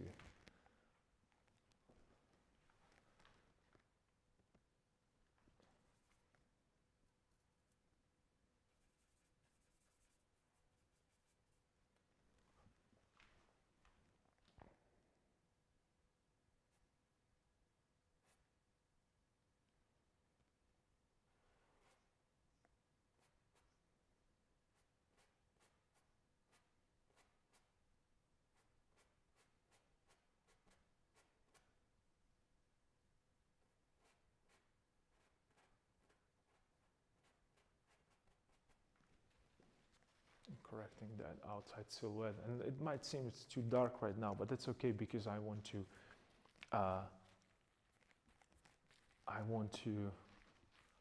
again, you remember I worked with that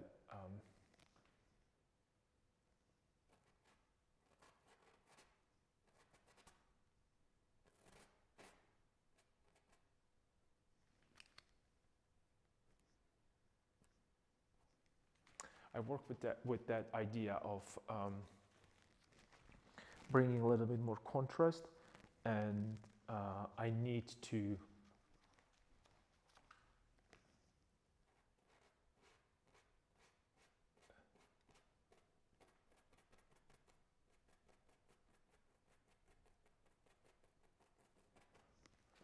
darken certain areas or darken certain shadows so I can bring more values to play, right? So if I don't use my darkest darks and I don't use my lightest lights, I am not going into a full potential of this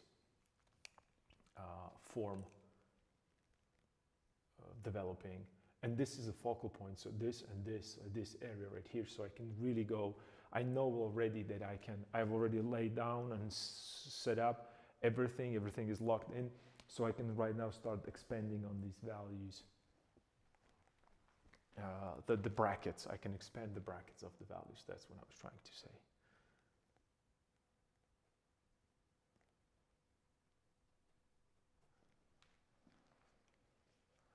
That means that I could push maybe his ear a little bit more in, which wouldn't be a bad idea.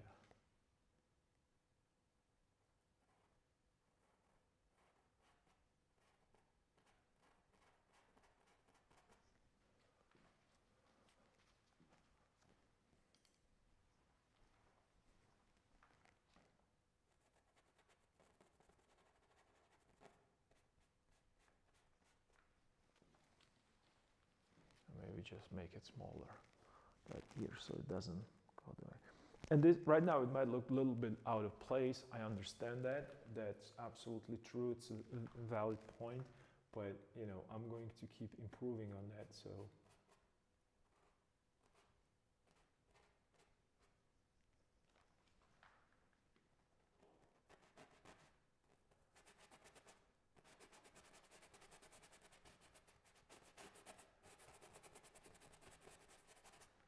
I'm going to make his beard a little darker.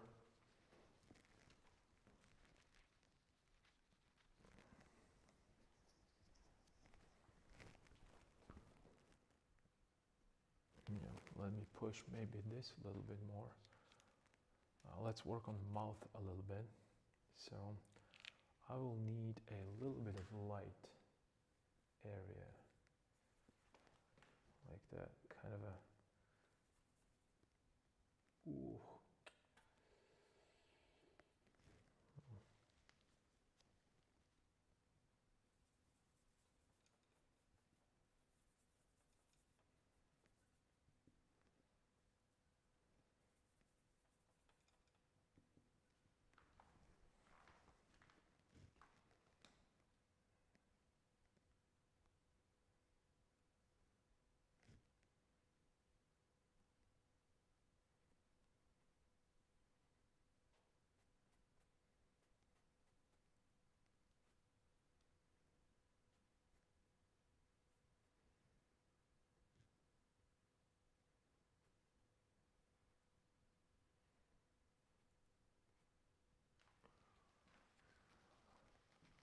Okay, once again, I'm just playing with that different.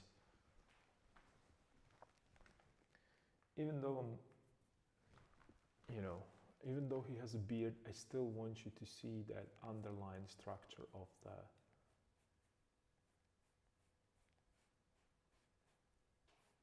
the head there, because that kind of rounds it up. It kind of creates a nice kind of a coherent feel to it, at least for me, visually. I like that visually. It's not necessary. It's not necessary, I guess, but for me, it makes it a little bit more complete. I don't know if that's the proper word, but yeah, I feel that that would make it a little bit more complete.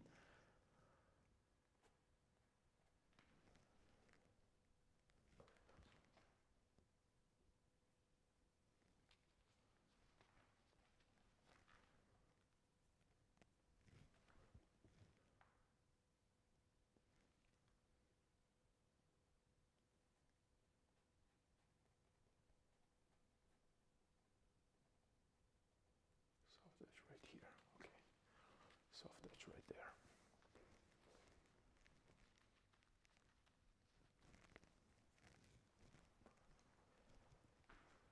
And then I don't want that such a hard edge where his mouth is, so I'm going to soften that a little bit. And let me just check the proportions. So from here to here, from here to here, from here to, okay, I'm good. Okay. I wasn't sure if whether or not I have a,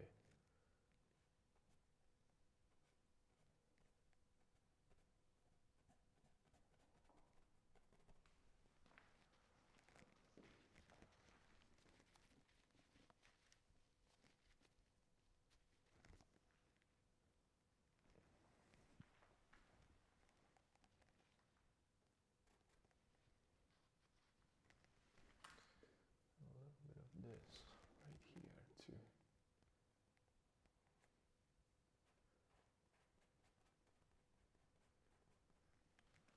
To shave the beard a little bit. Shape it, not shave it, shape that beard a little bit.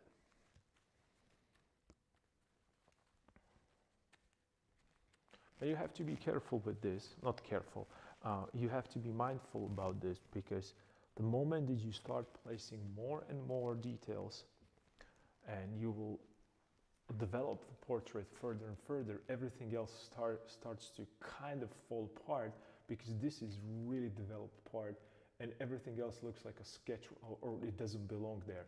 So you will immediately, you can see that this hand and this area does not work at all, so I have to really work on that. The area for the folds on his arms and hands is not working properly. I mean, the only thing that kind of works is that and that was the main idea, that this shoulder, or this actually elbow, excuse me, it's kind of going through forward, and that's what I wanted. I wanted this to go forward and the face to be a focal point. And that's kind of happening, but I'm looking at it right now from a different angles. But it needs a little bit more clarity. That means I have to widen the value range. So instead of using 3 values, I'm going to start using 5, 7, 8, 9, 10, and so on and so forth.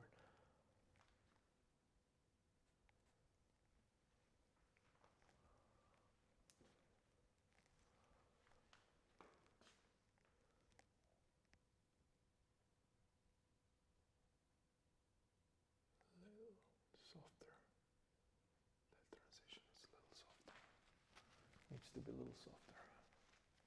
And then maybe I could push it here a little bit.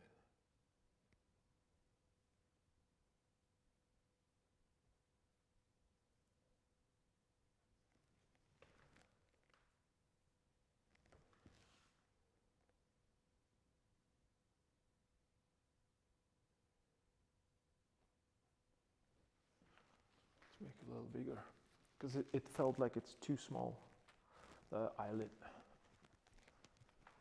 So I have this, and then I want to make sure that it has that, again, soft transitions.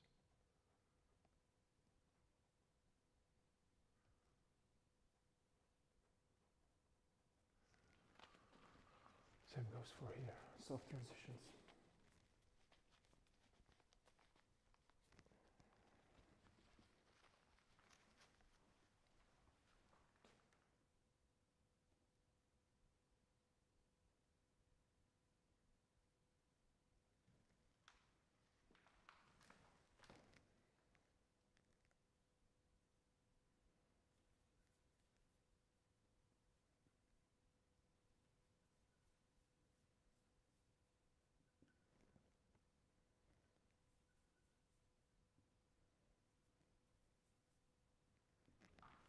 A little less saturation, and I'm going to correct the mouth.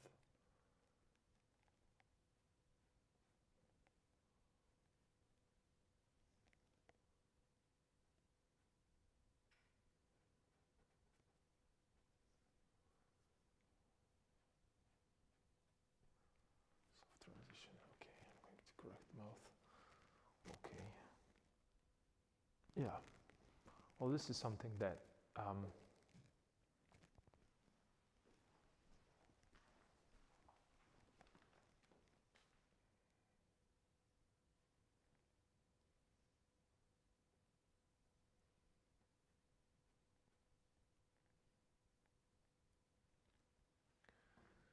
so I could actually cut it here, like so. And maybe change the shadow underneath the nose, maybe make it a little smaller so it doesn't connect there. And that will give me a chance to maybe show a little bit more of that upper lip.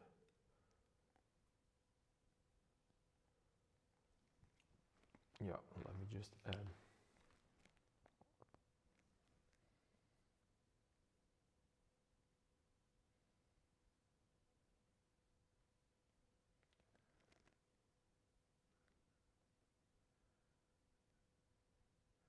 And then I'm not going to make lips red. I'm just going to make them just the skin color.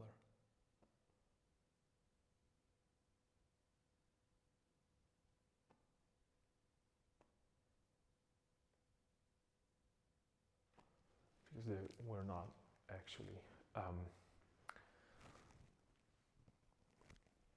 wearing lipsticks, right? So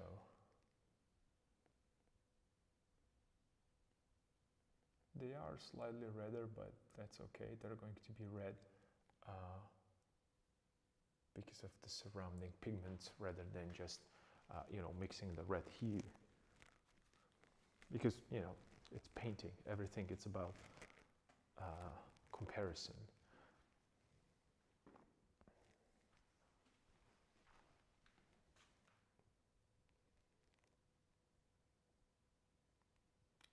Move this higher up a little.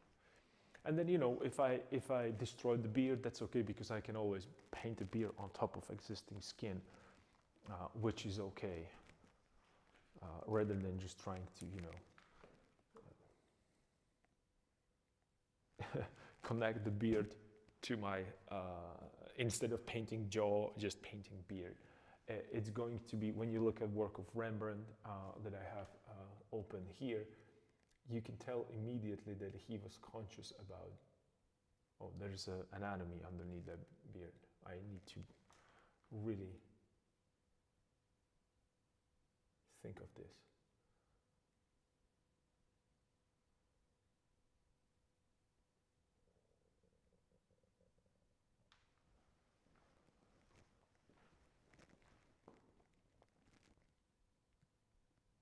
I'm creating that really soft transition.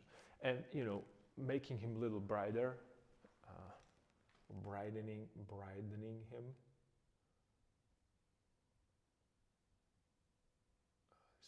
This is too saturated, so let's desaturate it a little bit.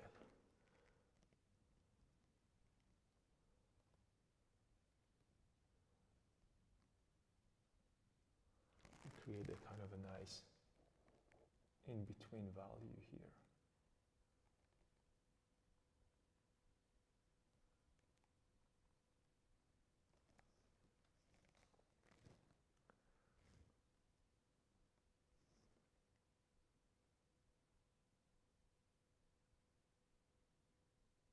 And let's connect this there as well.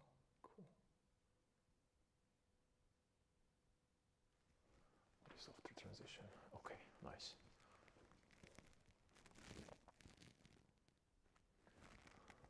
And this is something that, you know,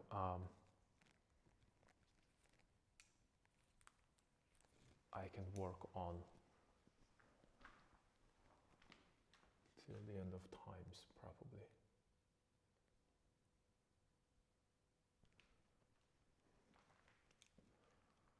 Right. Let's right now.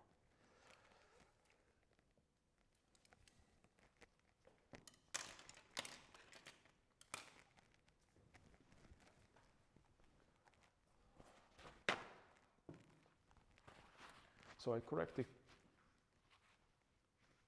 what I wanted to. I shifted and changed certain things. I made him look slightly different, and right now I can start, you know, again, placing a pigment or, you know, applying paint a little bit more. I'm gonna adjust a couple of shadows, but then I can start, you know, adding that kind of a feeling of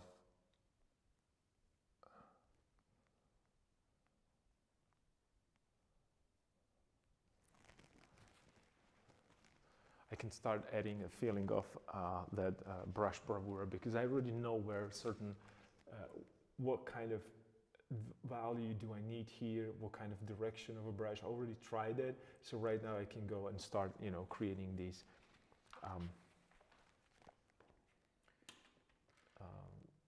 a little bit more sculptory brush strokes, because, you know, I prepared for that,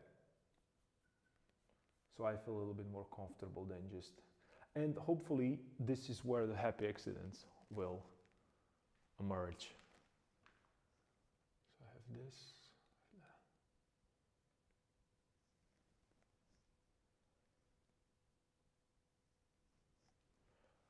Because in my, you know, experience, happy accidents are happening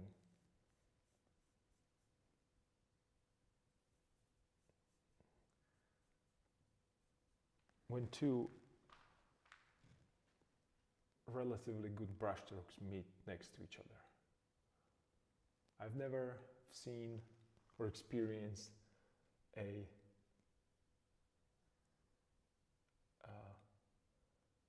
happy accidents where you placed a bad brushstroke next to a bad brushstroke. Never brushstroke never gave me a feeling of happy accident, not even once, unfortunately.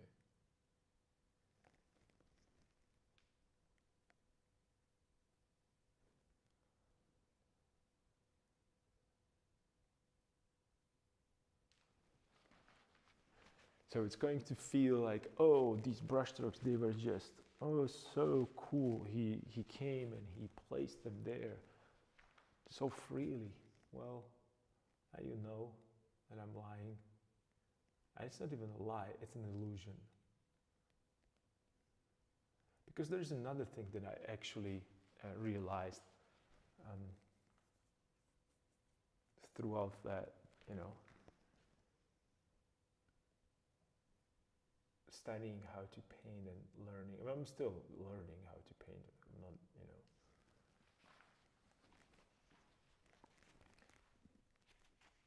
I'm not that good, but what I There are way better painters out there, trust me. I mean, real masters. But I like to be there one day, so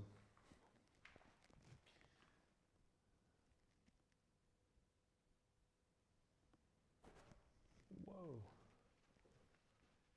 that's the happy accident. Right in front of your eyes.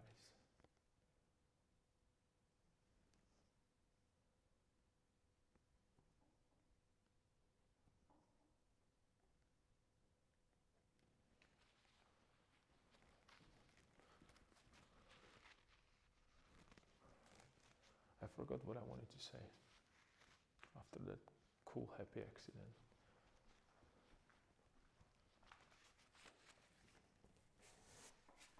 Oh, wow.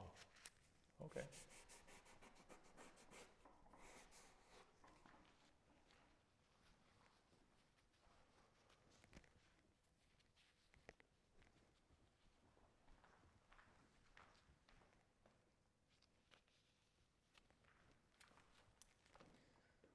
Let me.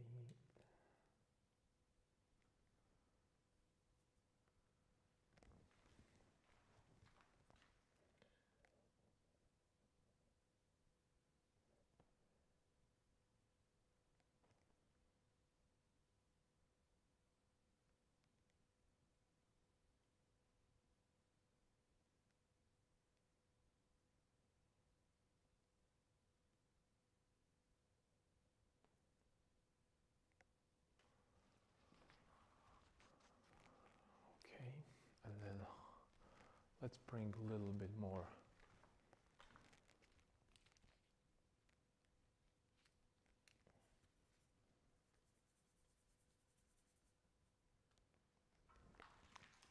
More light into the eyes.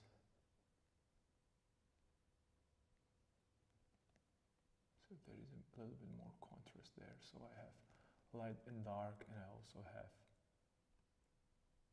shifts in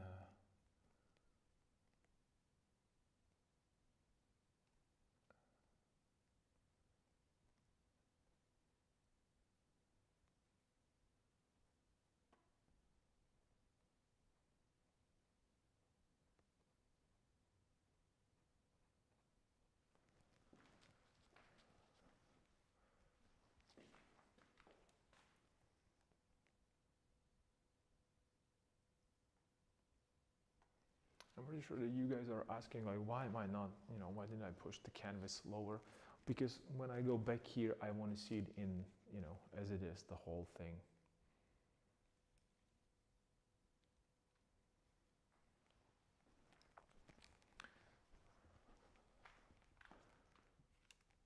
Well, let's push it maybe even lighter, a little bit more saturated. And I might be overdoing this because it's getting dark, but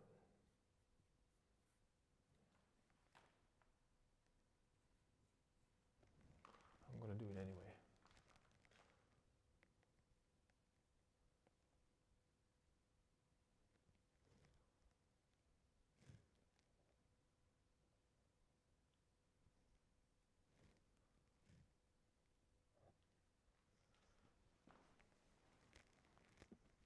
Because I want to.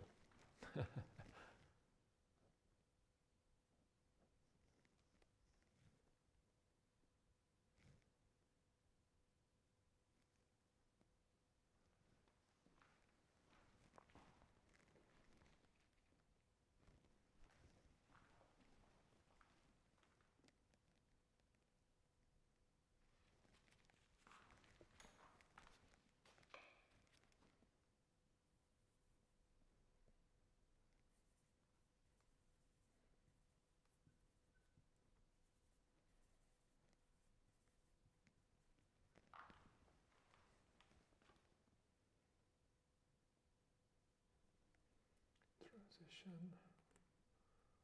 Nice. Okay, into the eye.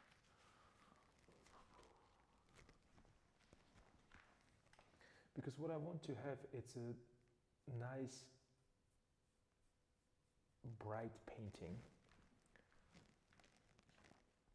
but bright not only because I have a like light values all over the place, not necessarily because of that, but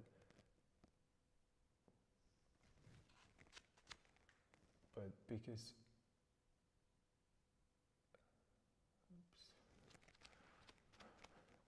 because it will right now I'm giving myself that guidance or guidance. These are the placeholders for me, so I know how light I can go and still be okay.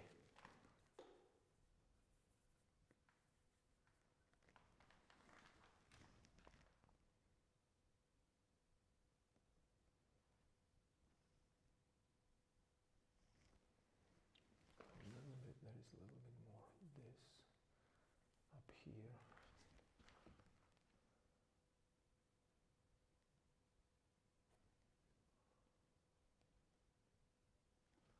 And then, yeah, it's going to soften. Well, because he was starting to look a little too, how would I put this? I connected it together a little too much and I lost that clarity there. So I am again moving back and forth between these two. And, you know, it might look that it's way too light around this area. And you might be right, but that's because there is a really hard edge and a really big jump between light and dark, or within the values. So I'm just going to soften it nicely right now. And what I'm doing right now is I'm just creating that, you know, I want to also have a feel of a structure underneath the skin, which would be the skull. Since I have it here, I want to make sure that I'm actually using it. And I'm not worried because I can always, again, take the brush and I can always, you know, just cover it and repaint it, if I so choose. But every another pass that I'm doing should be actually a little more or a little closer to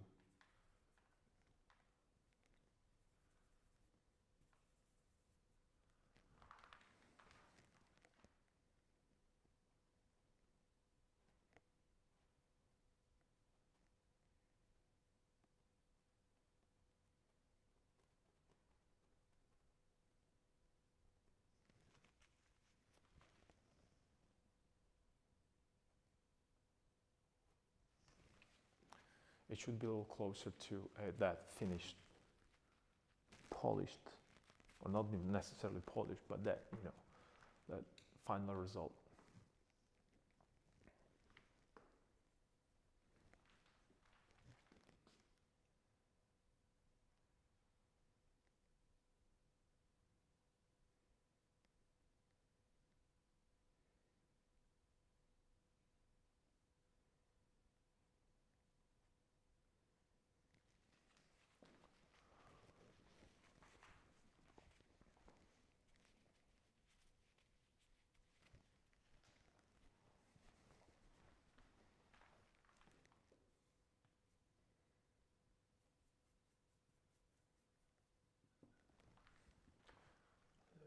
Soft transition right here into that little liner.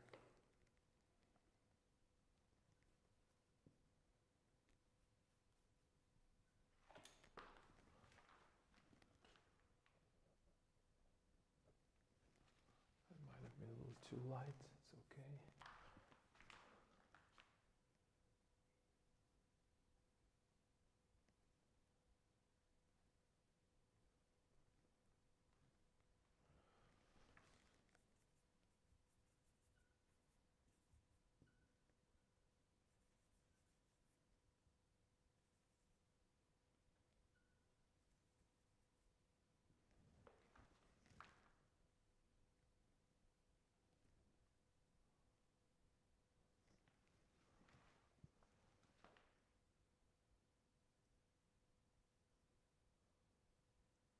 Softening.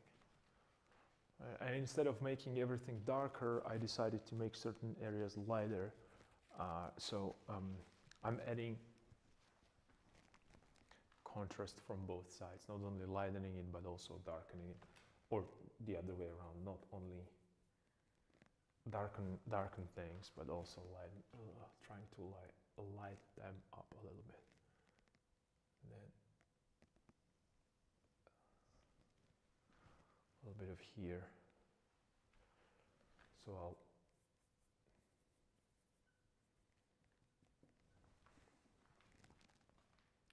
I'll show that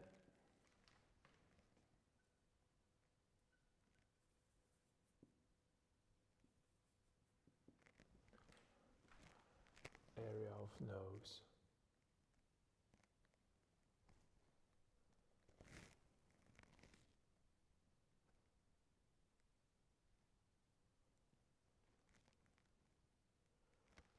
Same here.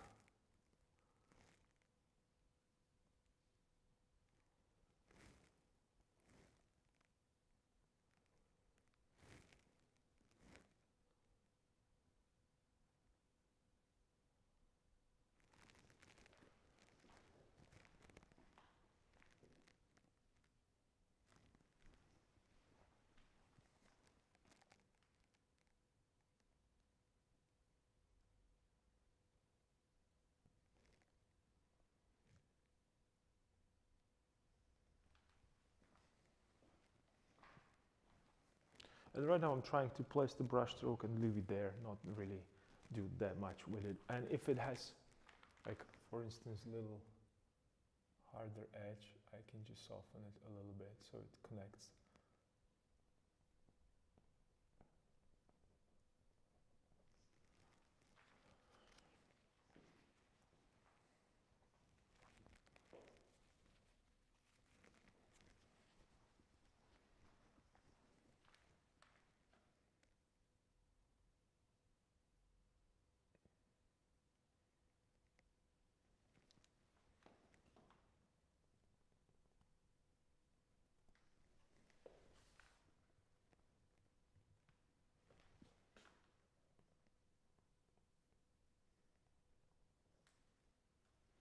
So we would have a little bit more definition there. Well, because I want to choose perhaps one side that it's a little bit more, so it's not, you know, the shadows are not right from the about.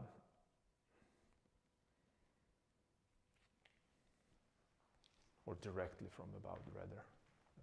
For a second I was thinking about what am I talking about. And the soft edge. And you can still be able to see the brush strokes, individual brush strokes, but they're going to be a little subtle, a little more subtle. And it's going to be even better visible, you know, when the all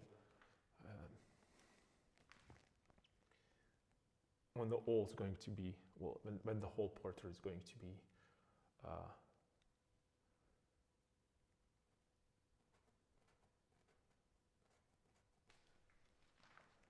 finished. But he's starting to, you know, he's starting to be more and more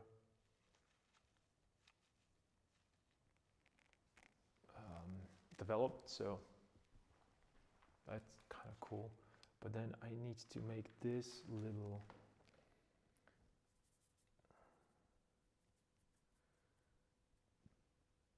just a little bit.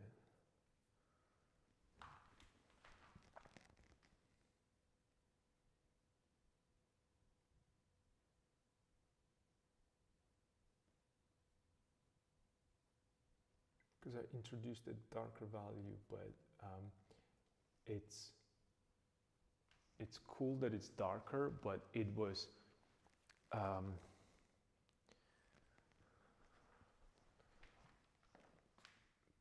I don't think that the skin could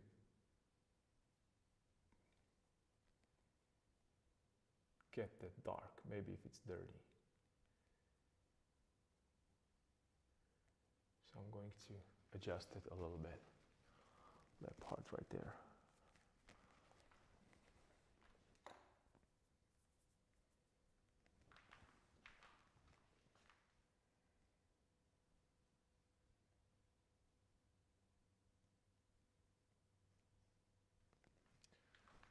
And right now change the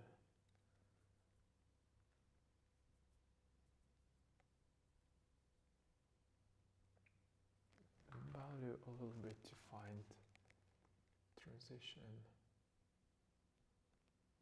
Cool, a little bit more here.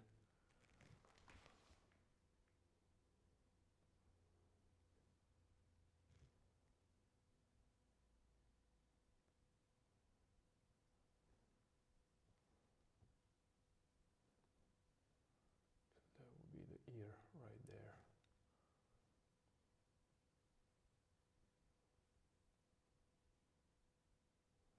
So I'm really softening that edge right there. So you know, under any circumstances, I'm trying to, well, how would I put this? No, that's not the proper way to describe this. Whenever,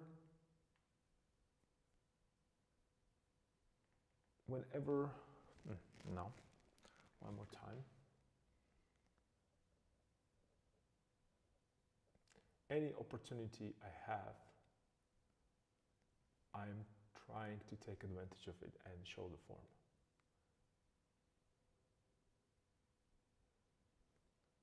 With him especially, because he's kind of a focal point, right? So kind of goes without saying. So I want the biggest amount of, no, the biggest,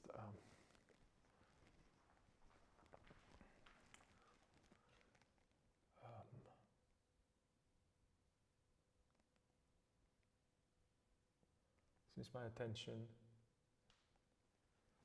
it's on him, I want him to be the star of the painting.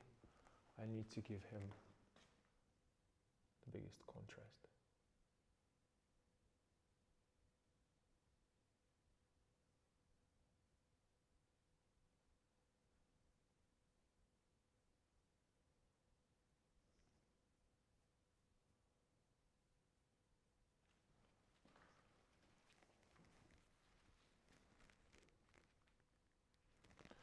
Okay. Cool. So let's bring, and right now I'm not sure, it's getting really dark here in my studio. I know it doesn't seem that way on the screen, but I'm pretty sure that the camera is compensating for the darkness, because I have that, you know, I set it up to automatic. I was worried that if it's not automatic, it's just gonna get, you know, you're not gonna be able to see anything.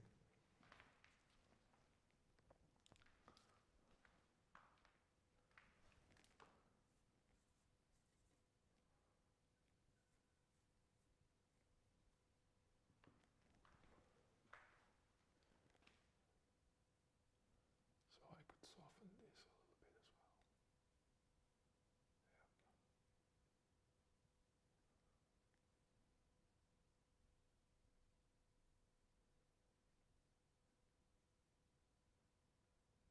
Just a little bit.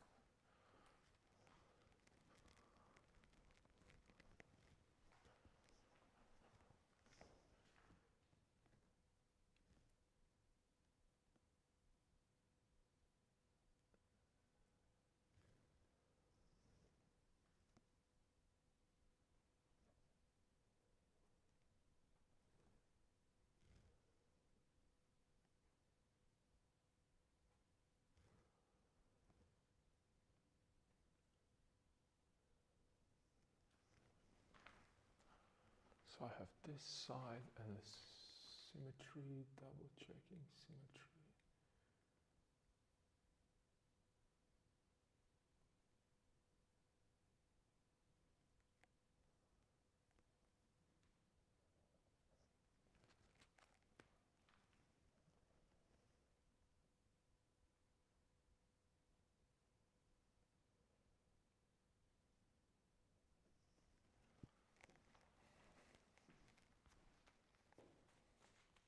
I think his nose is a little on the big side, but you know, I can adjust it a little bit. Correct it.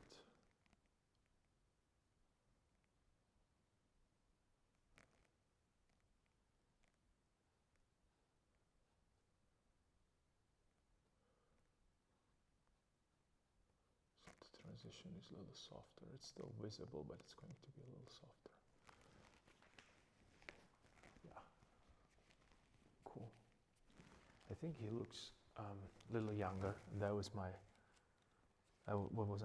That's exactly what I was trying to do.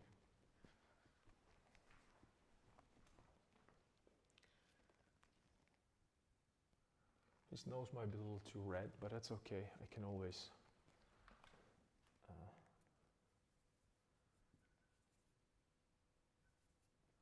adjust that a little bit.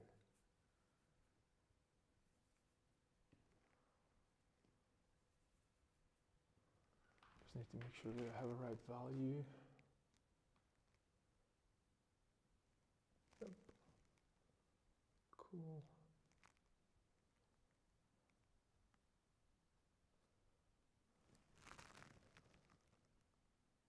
Especially here. Cool, all right, nice. And then let's hit it with a little bit of that desaturated greener gray.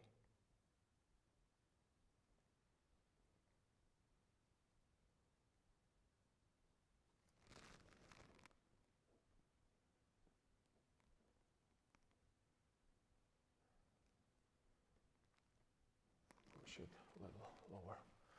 Okay, cool. Yeah, his nose might be a little on the big side, but that's okay because, you know, why not? Maybe I can push it a little higher. Theoretically, yeah, that might work. So let me try that. And I'm playing with the character right now, nothing else. I'm just, you know, I'm just moving around with the paint. And since, you know, and this goes for everyone. If you, the moment you are confident with painting portraits, you should stop thinking about painting portraits and rather to focus on that.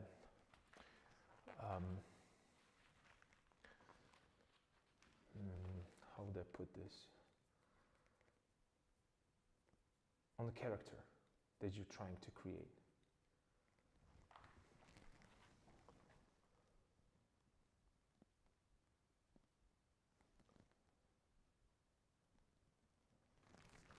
So I'm going to push it a little higher. So what I'm doing right now, my character does not have the nose that I like. So I'm going to change the nose. How am I going to change the nose? Well, I'm going to change the certain things. I'm going to maybe make it a little sharper. And I have references for noses sharper.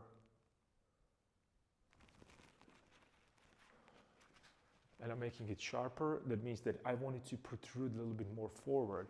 So therefore, you know, the cast shadow that I decided to have here, it's going to make sense, but not because my nose is that low, but because my nose is protruding more forward, right? So if I have something that protrudes more, it's going to create the longer cast shadow.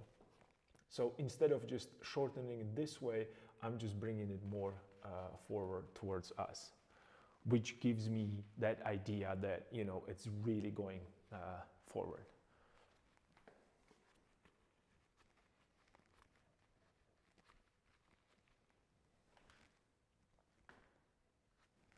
Okay, and let me just push it with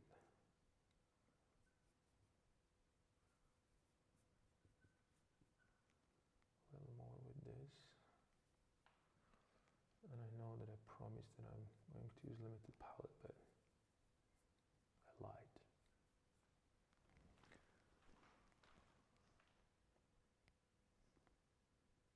So, and I'm going to also change the position for the highlight and for the half tone. So I'm creating a better looking nose, and not better looking.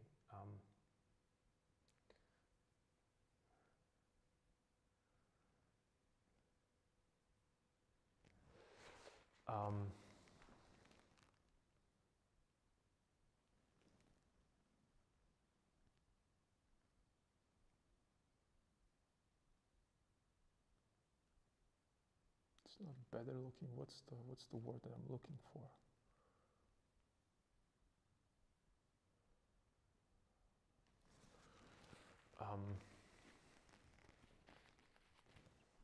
Like he's more that kind of a Baltic Greek, Turkish nose. That's what I'm trying to say. I don't even know if that's.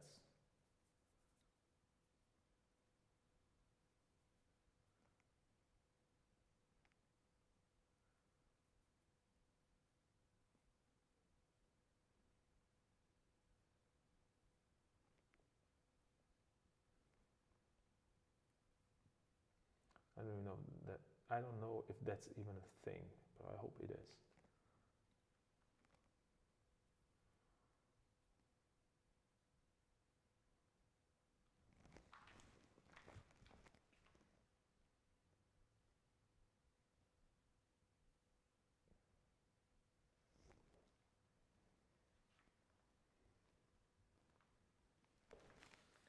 Okay, I have this, and then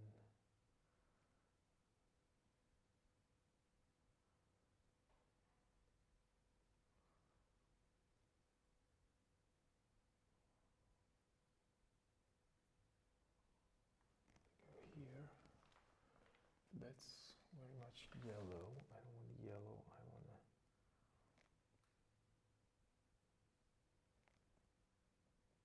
to desaturate it a little. Not desaturate. I want to turn more towards that pinkish, purplish. Not purplish, pinkish.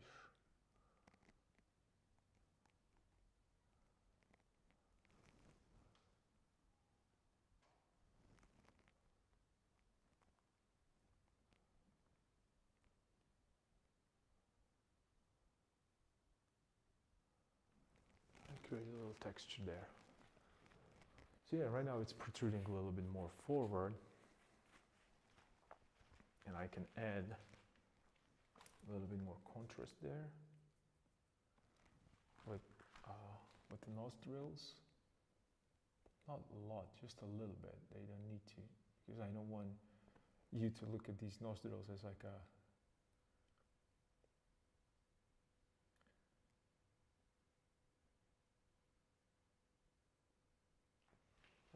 like they're the holes in the canvas, like a black hole.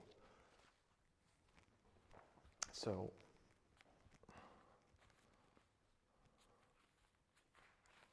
and he might look a little pale right now, but that's okay. That's totally cool. It's totally cool. I can always take a, you know,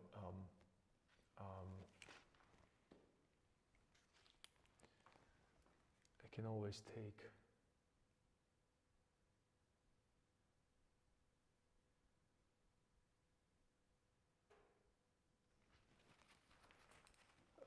warmer pigment and kind of glaze on top of it if I so choose. But in my experience, as the time progresses, even tomorrow I'm going to start seeing like how the pigments kind of blend together, because there's going to be pigment that's showing through, which is really warm, and it's going to get way more the pigment underneath. It's going to start showing through a little more, and that would create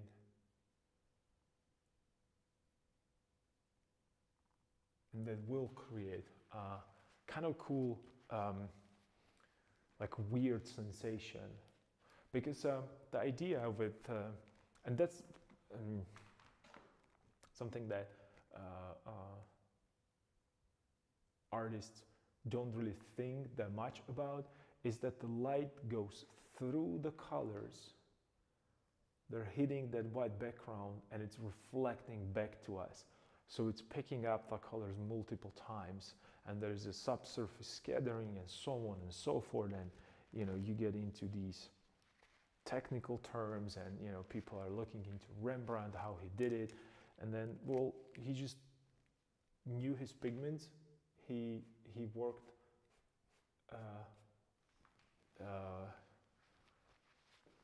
almost exclusively on a kind of a reddish hue canvas. According to scientists, I don't know, I haven't seen his underpaintings. I haven't been there. Well, in Netherlands, or actually for that matter, I wasn't alive when he was, so I can't really tell. But I'm looking at his paintings right now, and I remember when I was in one of a big in the museum where there is a large collection of Rembrandts. They had Rembrandt that is cleaned and uncleaned, and those are two different Rembrandts. It's interesting to see that. We are used to look and observe uncleaned Rembrandt. So he looks at orangish, yellowish, but most of that is just a dirty varnish and yellowing of that of the pigments because of linseed oil.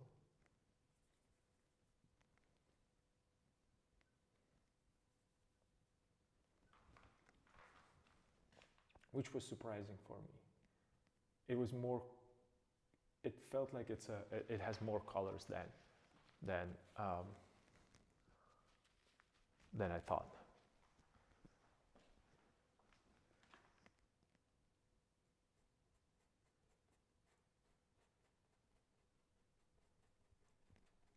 Soft edges, no hard edges there.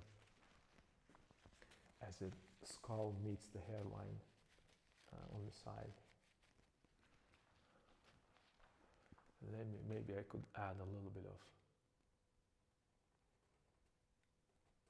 face showing through here in this area. Just to make that little bit, that roundness. And I'm creating the roundness the same way that, you know, I've talked about that in a bed painting Friday, that I have tomato in front of another tomato into a background. So I have a beard in front of a fold of the skin right here, which is in front of another patch of beard, which is in front of a jaw that is sticking out, and then I have a beard again. So it creates those steps, which kind of help that three-dimensional feel.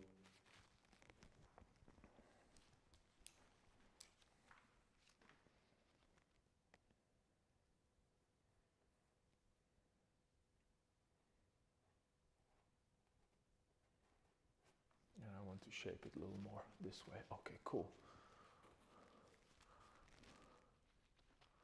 So it's this, you know, and it really, this takes a lot of time and a lot of effort to you know, to make a beautiful portrait. So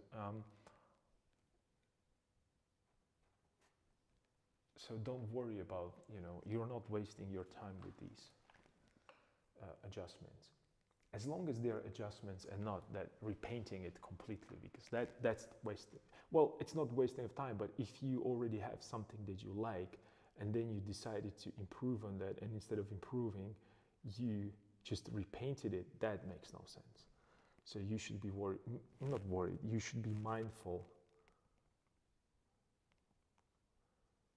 you know, and take that into consideration, that it might be happening. That instead of, you know, improving, you are repainting it, and you are kind of stuck in the loop of doing the same thing over and over again.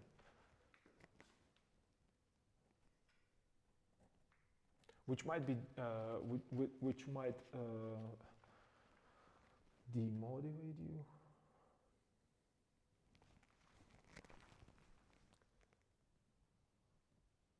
Or rather, make you less motivated to continue.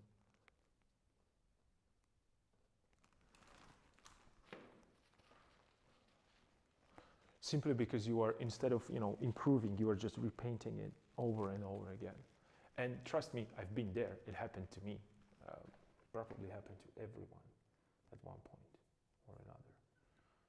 Well, let's have fun a little bit. Let's just push some crazy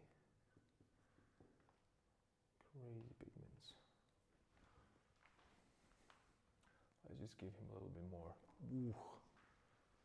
What have you done with that light value there?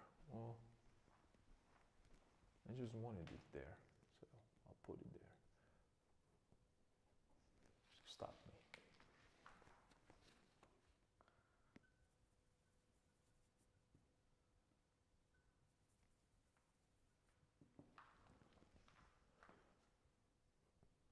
What have you done? I think I just wanted to, just wanted to bring more attention to certain areas, and this might be a little too much, but it's okay because I wanted to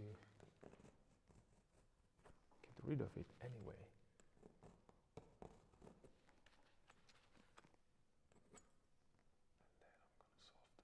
soften it right here. And I like that, I am softening it, so I'm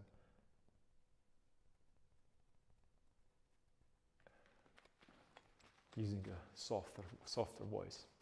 The reason why I'm making it lighter is because the light is hitting in the same way. Well, not the same way, but this part, it's a top plane.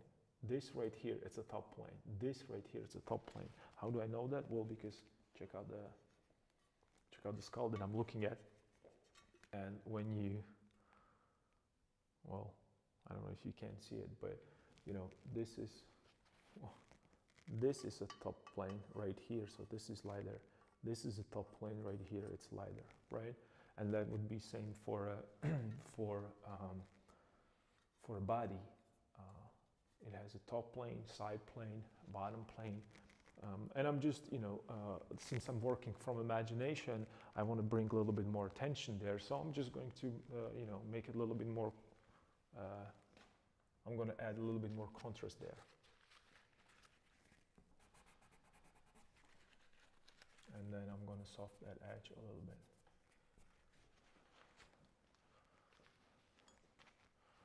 And the reason is because I want you to understand that the value is shifting from top to bottom, right? So I don't know if you can. So it's value is shifting from top to bottom, right? As it turns and curves away from us. So it goes inside. That will be, the shadow underneath the chin. You can't see it because I have a beard there. But then it's also moving from left to right, and this value being the same as this value made it flat. And right now this is lighter, this is darker, and it just goes away into a like it kind of disappears into a background, or into the pole right there. But I didn't put it here on this edge. This is still darker, so you have that feel of roundness from left to right and from top to bottom as well.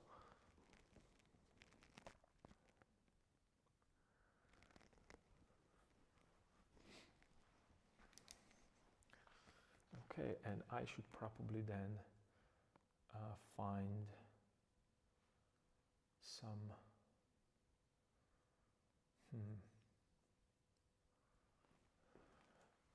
maybe right now I could add a little bit more. Well, I worked on that on the portrait, and right now I feel I could work a little bit on the clothes around him.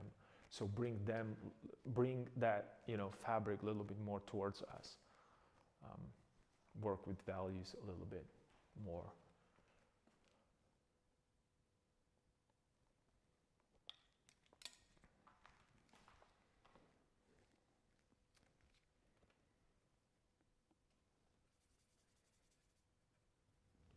So first I'm going to maybe make them a little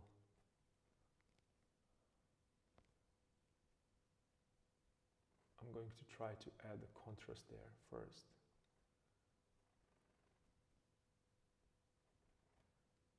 By enhancing certain areas.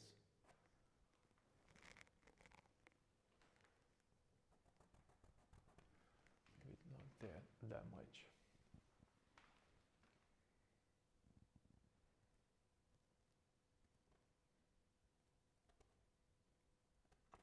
Well, because I know that in some areas of the fabric there is not as much reflected light, so it can get really, really dark. But again, I don't want to overpower that.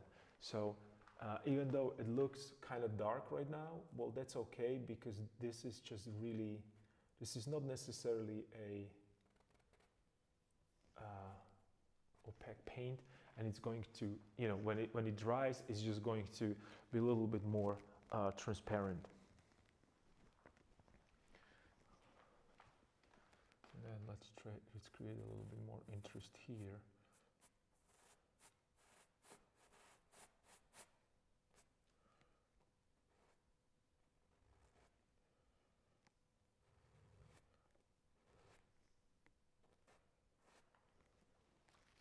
So again, and I had some of these shadows warm. Not some of these shadows warm. I had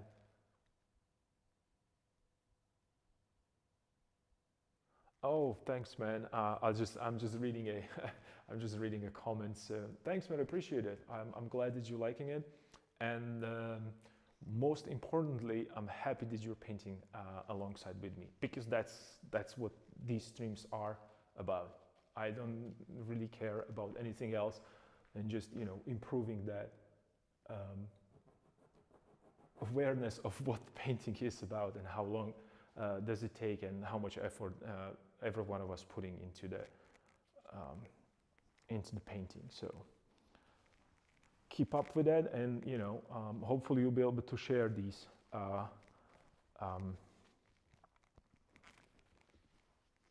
paintings of yours. I'll would really like to see them.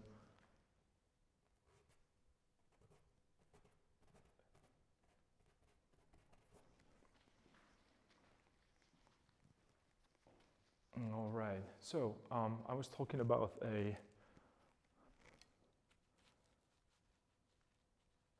can be a little lonely to paint for a long time, too. Yeah, you are absolutely right that it's lonely. It is very lonely. But then, you know, remember I have a Rembrandt right here, so I don't feel as lonely. And whenever I feel very, very lonely, and you can see me, I was kind of lost during the paint, not lost. I needed to make sure that he's still here. So, because it can get lonely and depressing very quickly when you're looking at so many mistakes that you're making, and you can see them immediately. So.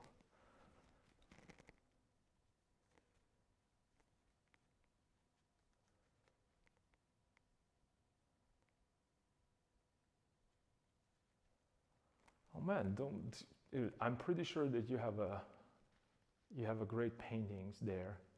You just, well, how would I even put this? Let other people to judge them rather than, you know, because that's what's happening. The moment that I expose this painting to public, and you can guys see it as well. The moment that I expose it to public, I had to learn one thing, that I don't have a control over what people are going to think about it. So since I don't have a control over everybody on the planet, I can't really be angry, or I can't really, let this feeling of my painting is not good as I want it to be, or not as good as the other ones. That doesn't even matter, because I can tell you, and I'm pretty sure that you can tell on your own, hundreds of paintings that they're pretty bad and people still like them and pay a lot of money for them. So, actually, if you paint a skull, that's awesome, because it's incredibly important, and especially these days when people don't want to put the time and effort into studying the anatomy and trying to better understand what the portrait is and why do we paint portraits, because who cares, right, these days. So that's glad, put hours into that skull, and you know what, paint 20 other skulls. That would be probably even cooler. And maybe, you know what, maybe I can do on my bed Painting Friday, a segment. I can do something with the skulls, so you might have a companion with me with painting skulls, because I love to paint skulls. I don't paint them or draw skulls. I was forced to paint so many skulls, so many, and I didn't understand why is it so important. But then, then you start working from your own imagination. You don't have a model that it's right there for you to copy it one-to-one. And then, well, oh, I remember there was a sliver of a light right here, because there is a, I don't know, either zygomatic arc or glabella that I was talking about, and so on and so forth. So it's cool that you paint that.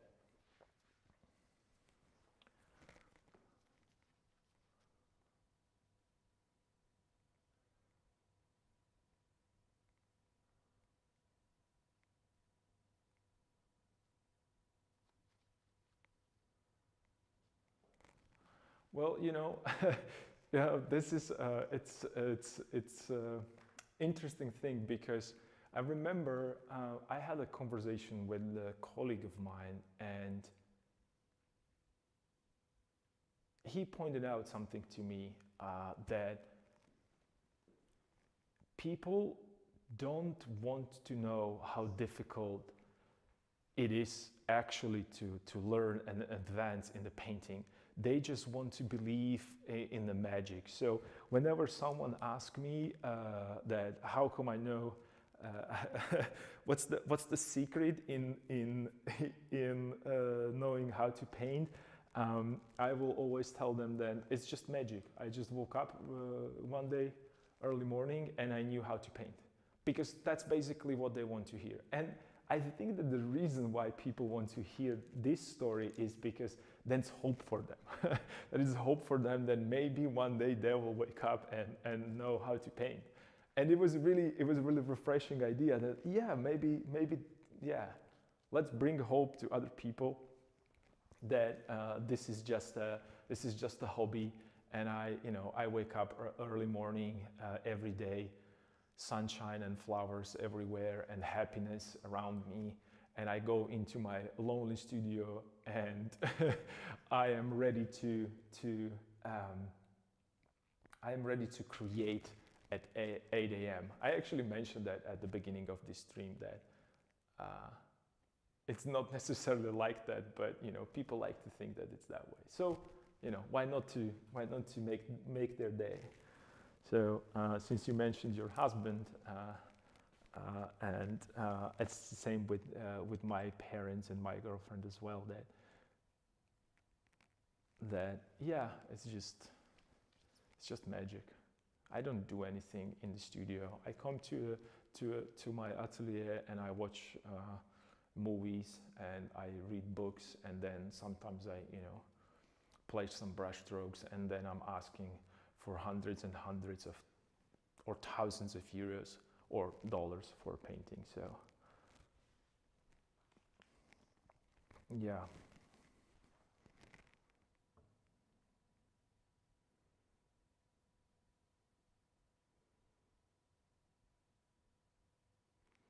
Yeah, you're absolutely right. Easiest job ever. Well, I'm not saying that it's a physically demanding, but at the beginning of a stream, I was actually talking about exactly this thing, that it is demanding. I'm actually consciously making adjustments, and I have to actually argue with myself, because I think that I'm right, and I place the brushstroke right there, and I'll move to the other side of the studio, and then my painting is telling me, no, you're wrong. You're completely wrong. You don't put the right saturation. You didn't put the right value. You didn't put it into the right place. It's a mess, and you should probably, maybe you should be a, I don't know, landscape artist. And by landscape, I mean that you're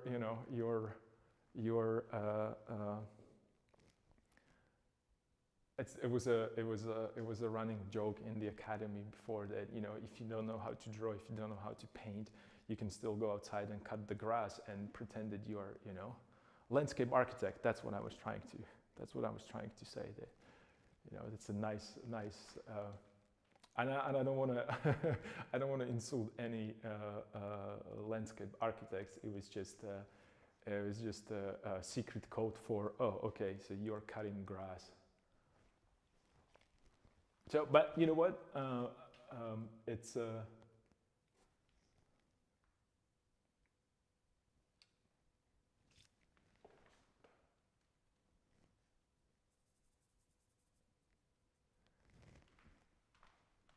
that kind of a art, or that kind of a job, especially painting, that who cares? No, not who cares. Who has time today to wait hours upon hours to only for drying process, and then, you know, coming back to it? And I'm working on some of my paintings. They're, you know, you can see them in the studio. I'm switching them from left to right. I'm putting them on easel, away from an easel, because I can't look at them anymore. And it takes me a while to finish a painting. Months, sometimes even longer. I'm working on this fragment, and this is only fragment, right? I've been working on this since the beginning, since February, perhaps. So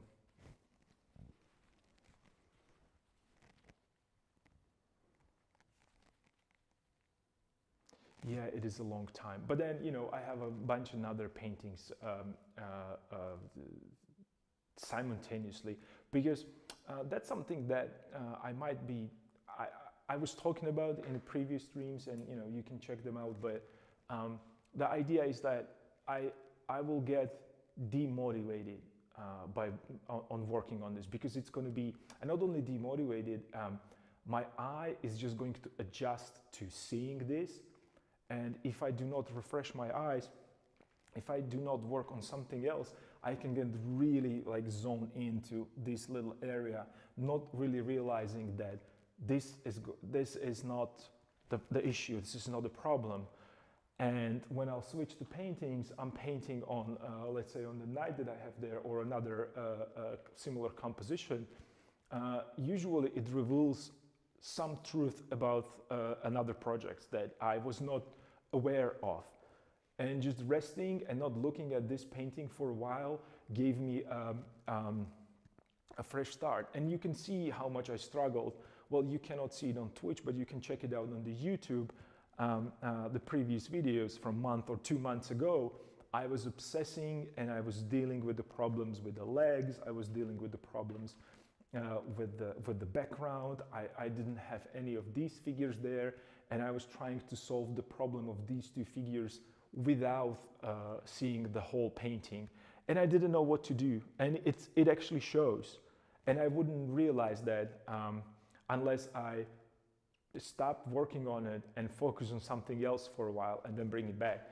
And it's not only me who's doing that. There is plenty of painters that really consciously are changing the paintings, or you know, switching to different projects just to keep that interest going. And I think that Titian famously was working like that, and he was actually very, how would I put this? He was very, according to, I don't know, some diaries and so on and so forth. And then when you look at his paintings, sometimes you can see it. I saw a couple, I wouldn't say that unfinished, but a little bit looser paintings, and he didn't even care. He wanted to paint the feet. He just took a brush, and he's just like, oh, this is where it's going to be, okay. And right now, let me focus here a little bit. Oh, I don't like it, so he moved it away from his side. He actually, according to some sources, books, and you know, historians and researchers, he actually leaned them over the walls, facing towards the wall, so he has no, he can't see them at all. That's something that I like to do as well, and that helps. Trust me, that helps very, very much. That's why if you're painting a skull, while you're painting your skull, I'm painting this, I'm working on the portrait, I'm checking through my resources, and instead of just going through the piles of files that I have, piles of files, well, starting to, starting some rhymes here. The enormous amount of files that I have here, and I'm going through these ideas that I either sketched or references from Pinterest, because I use Pinterest a lot. And then if I work only on one painting, I'm focusing only on one issue. Since I have 1, 2, 3, 4, 5, 6 or 7 painting in progress, or I'm working on, I can come across some other image that is going to help me with another painting, rather than just, you know, working on one project and trying to find it, trying to find the solution for that particular project.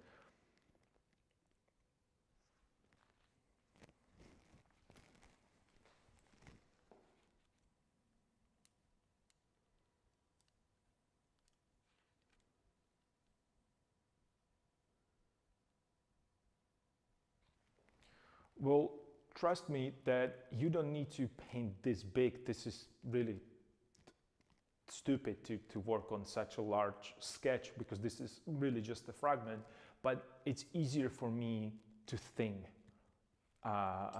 throughout the process when I'm working on very close to actual size, right? And you would see, if you will continue watching the stream, not today because it's late and it's going to get really dark, but I'm going to be working separately on these figures, right? So I'm going to have another painting only of him, and I'm going to have another painting on guy in the background. These two guys are going to be probably separately, and this is actually the sketch that I'm working on. That's the part of it. So just to get all the information that I can before I start the large painting. So, and the reason why I'm doing this fragment is that I had a lot of issues with these large empty areas, which, you know, this part, right? I don't know if you can see it. Let me see. Oh, okay. So this part, like here between his feet, it doesn't need to be a problem when your sketch is this big. It has to be underdeveloped, empty place, and you're going to struggle to maintain that compositional integrity. And it happens to me multiple times, and you know, that's that kind of idea that I was not necessarily, I was not able to understand why the sketch is so important before I finished my first larger painting. The moment I finished my first larger painting, the idea about how to prepare for a sketch changed completely. And then I realized with the second large painting that I did that, again, I need to change how to approach to creating these sketches before painting.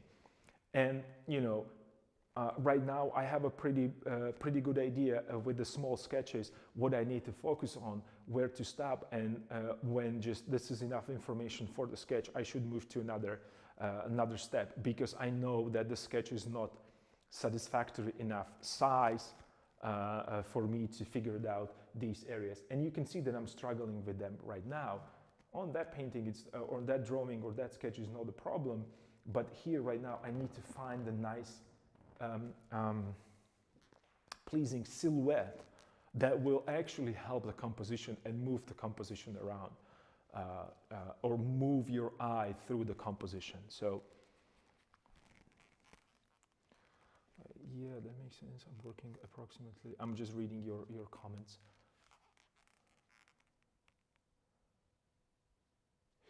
But these are great. These sizes are great. You don't need to really work big. There's no difference between what I'm, because when you think about it, you know, this might be actual the size that you're working on the portrait today. It's just you know, I have many of these small sizes next to each other. That's all. And if you want to work big, you can see me going back and forth all the time because I need to see the painting as a whole. Otherwise, you won't be able to understand what's happening. If I'm standing right here, if I'm looking at the head, I need to move my head. If I'm looking at his head, I need to move my eyes lower to see his feet.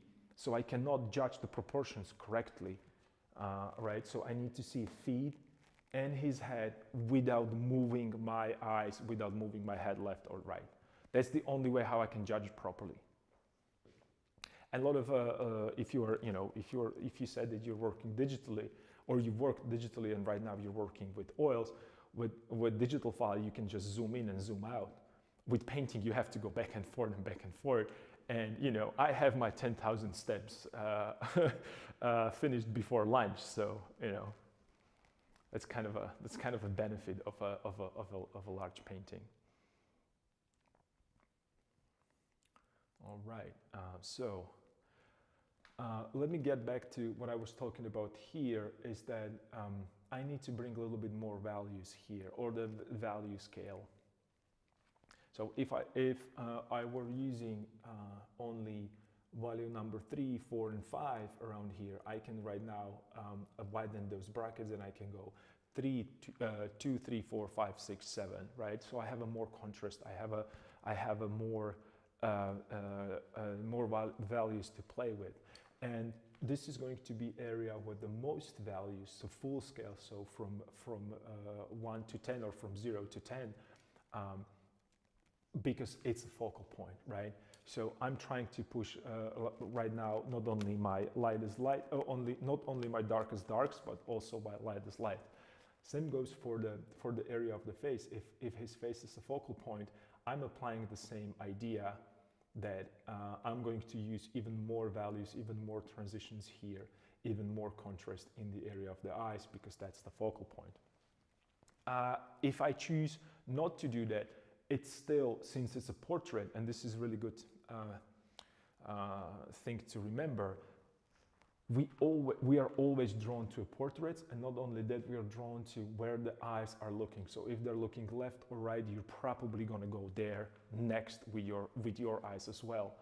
So compositionally, I mentioned that I'm moving this way in the back. He's returning my gaze here, and then he's looking straight towards me, because I want to create that compositional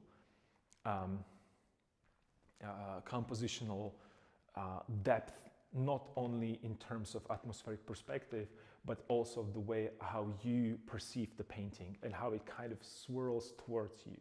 So you can really go into that, and you can create this. You can create the same idea on the large scale with, you know, with the portraits and faces moving, but it doesn't.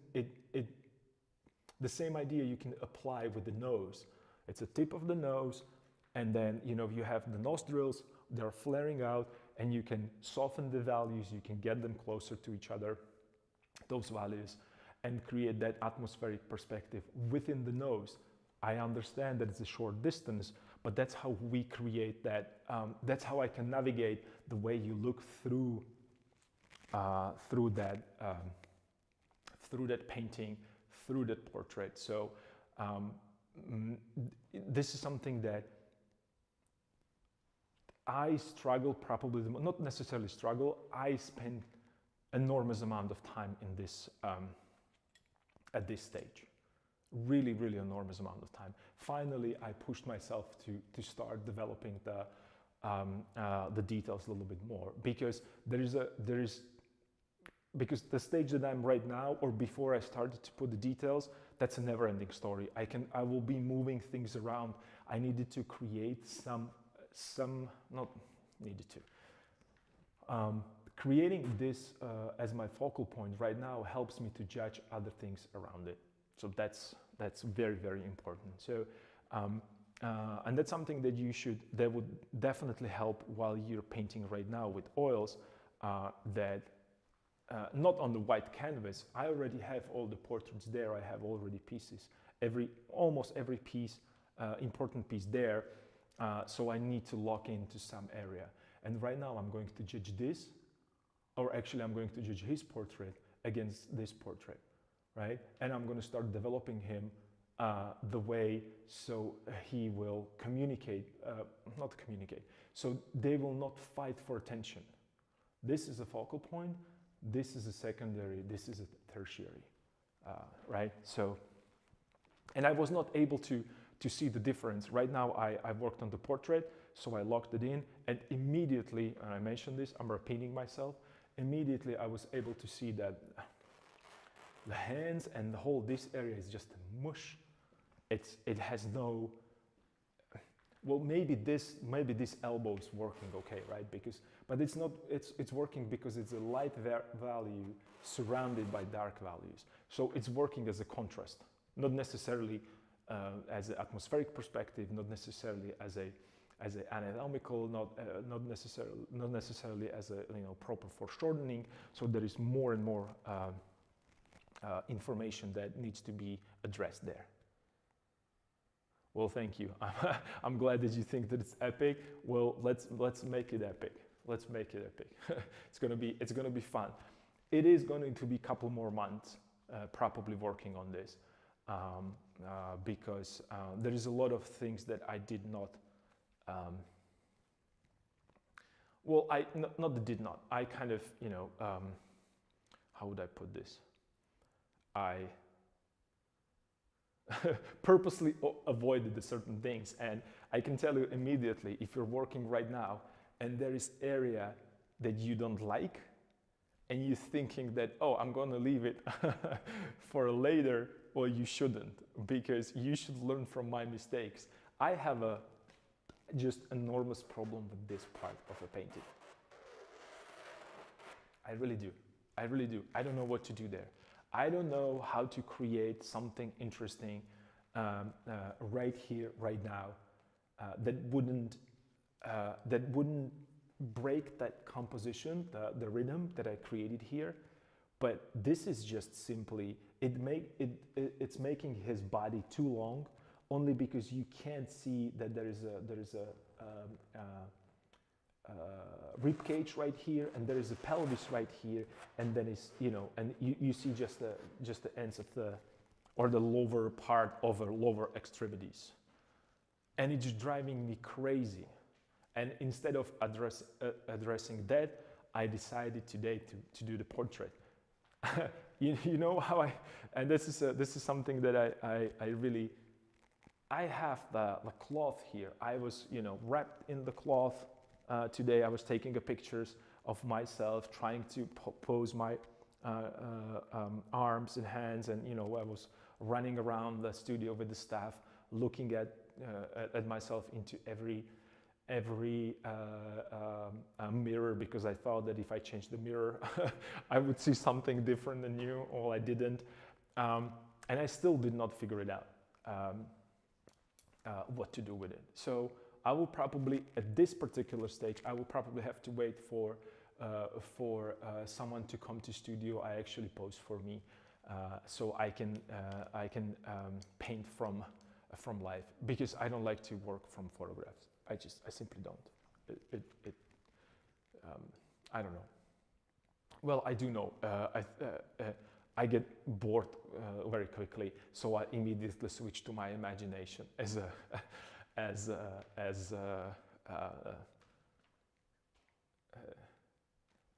of a how would I even put this, as a safety net? No, as a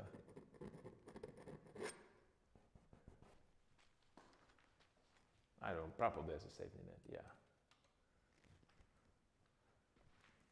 I wish I could paint from photographs. I wish I could. I just really that's probably my biggest fear, that I won't be able to paint,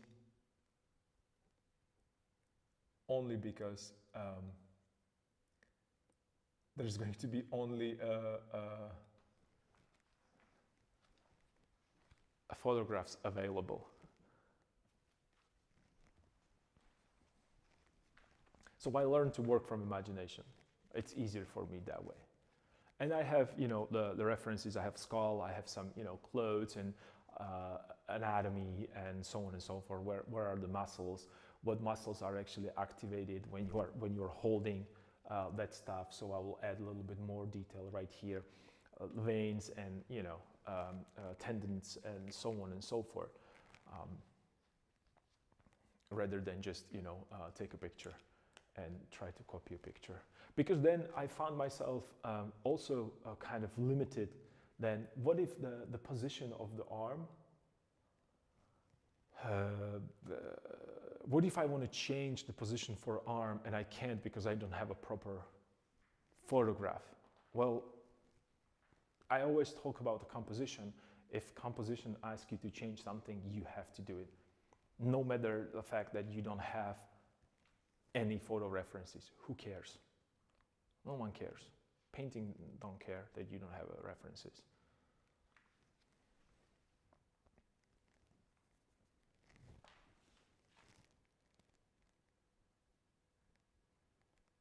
And again, you see, I'm in the studio alone for a whole week, and you ask me a question, and I'm going to talk about everything.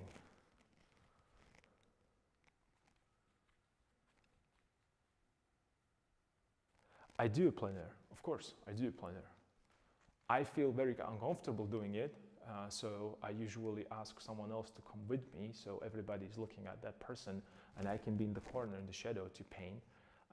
But I do plein airs, I do. I also do still lifes, so if you check out I'm going to be working probably on the still life, and I can actually set up the skull, and I will paint alongside with you if you want to. I have that, bed painting Friday where I just explore and I do whatever I want, some crazy stuff, applying different colors, giving myself, unnecessary challenges. So I worked digitally last Friday. It was pretty fun because I put myself into position that I'm going to use only one brush. It's pretty hilarious.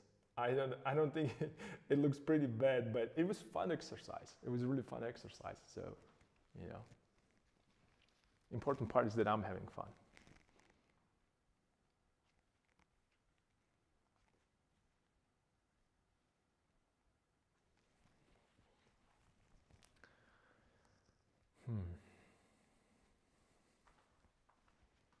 All right, I have to right now work a little bit on this, because it seems that I should probably create a little more, like the feel of something is three-dimensional. And then since I close this area right here, there's a finger, I feel that this shoulder, not even the shoulder, but the arm that is protruding towards us, the area where the biceps would be from one side and triceps from the other side, it's kind of too skinny. So I should probably make it a little wider. So perhaps I could add a little bit of here, the width, the thickness. But then again, I have to be careful because last time I was working on this part and his shoulder was all the way up here and this distance was way too long. So he looked like his arm would end it somewhere here, and that I know that we have a long arms, but they are not all the way till the end of that. They are not they're not in the same position than the knee is. So I have to work on that. But then again, maybe I can do it right now since I'm talking about it, and I saw it. And what I'm trying to do, actually, it's slowly to start here and slowly to adjust things all the way down. And I see I made the adjustments for the hood. That right now I painted the portrait a little bit more. The next step would be bring the hands forward, right? So to add a little bit more detail, a little bit more contrast there. And I'm hoping that then this area behind right here, it's somehow going to be so unimportant to look at that that it would solve that problem of because there is just so many things that are happening there. And if I start to instead of creating more or adding more information around here, it's going to fight with the portrait. I need to do the other thing is to simplify this area. And I think that this area is so simplified, it's almost, it's just 1, 2, 3, 4 brush strokes there. It's so simplified that it cannot be simplified even more. The problem is that this part, that the hands are not developed or underdeveloped. So I'm going to push the hands and arms forward a little bit more by adding more contrast, and I'm adding more information there.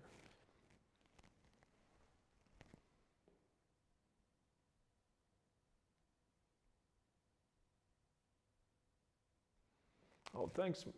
I appreciate that you are following. It's awesome. I'm streaming every day, so I'm trying to stream every day.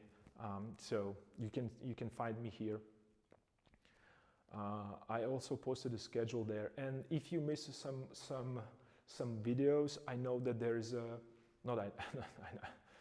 I am creating there's a library of videos on YouTube because Twitch, I think that they can stay there only for 5 days. So you can just go and check out the Asylum Atelier, the same thing on the YouTube, and you have videos there. I think that they're in the live section, so you can check them out, and you can see how this painting changed throughout the process.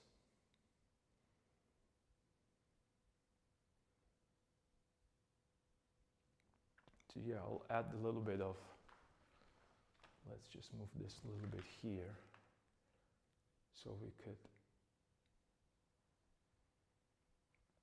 move here this way. Yeah, oh yeah, that will help. That will help. And then this is bunching here.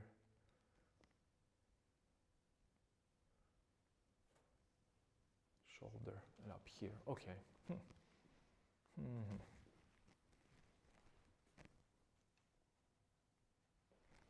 Yeah, I'm actually streaming simultaneously on YouTube and Twitch. So if you prefer to watch it on YouTube, you can watch it on YouTube.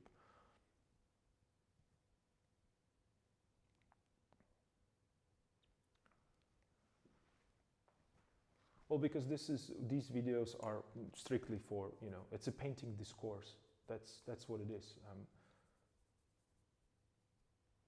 I'm a painter. I'm not a streamer, so I just turned on the camera and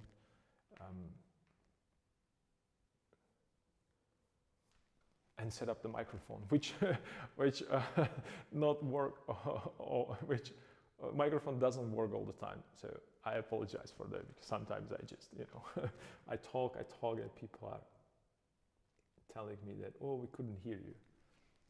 Well, I'm sorry.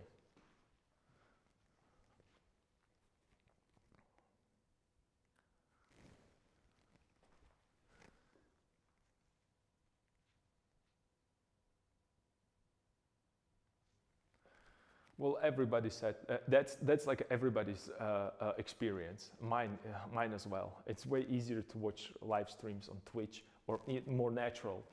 I don't think that YouTube does not even focus on live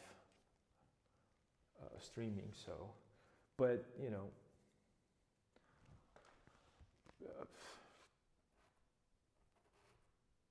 I watch a couple videos. Where they, show how to set it up, and I was like, why not? Why not? So there's the option. Plus, I didn't want to do. I don't have that much time for editing. I wish I have more time for editing. I have so many uncut raw videos that I would like to put together, and that's actually how the idea with YouTube started. I was a little skeptical about Twitch, because there is not really I don't even know if anybody actually does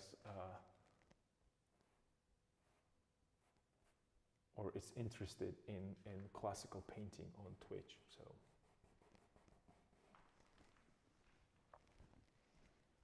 we'll see.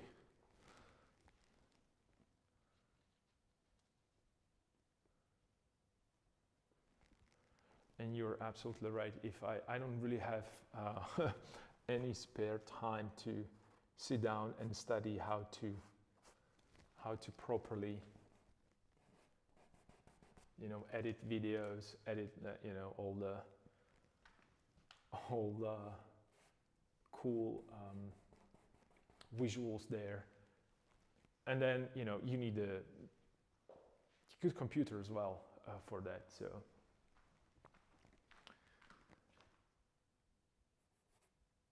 Or pretty powerful computer, right? So, and then I'm worried that if I get a pretty powerful computer, I'm going to start playing games instead of painting. So,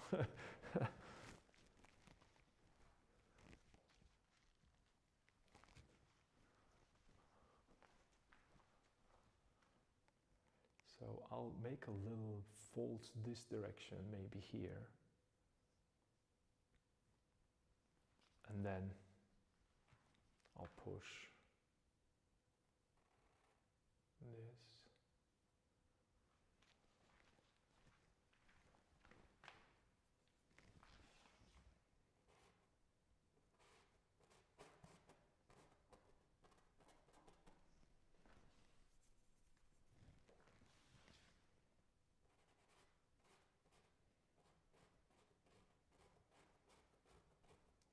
I'm going to darken his hair a little bit, just so I'll bring that attention right here. So I want to frame his portrait, but I don't want to frame him the way that, you know, everything is going to happen right here. Rather, I want to move, I want to create that kind of a movement within them.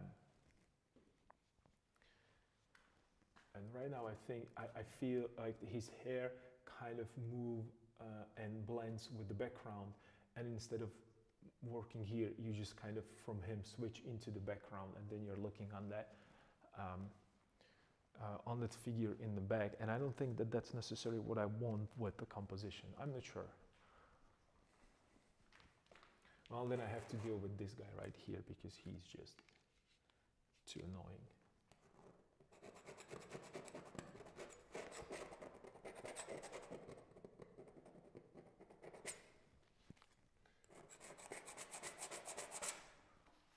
So I have to soften him. And again, I'm going to do probably the same thing that I did with that portrait that is on my left, on your right side of this guy. So I'm just going to cover it with the paint, and then I'm going to, bring him back to focus again, because right now he's kind of interfering a little bit, and maybe I'll just. Let me try it actually right away, since I'm talking about it. If I just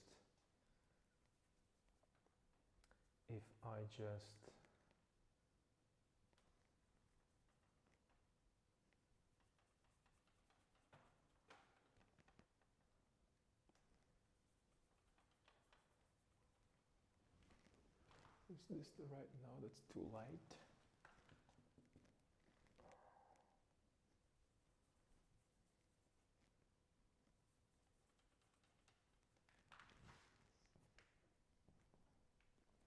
It's too dark.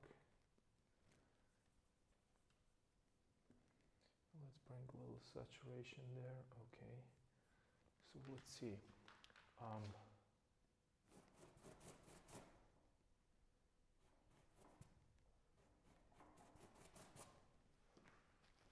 So I need to push him a little bit more into the background. So.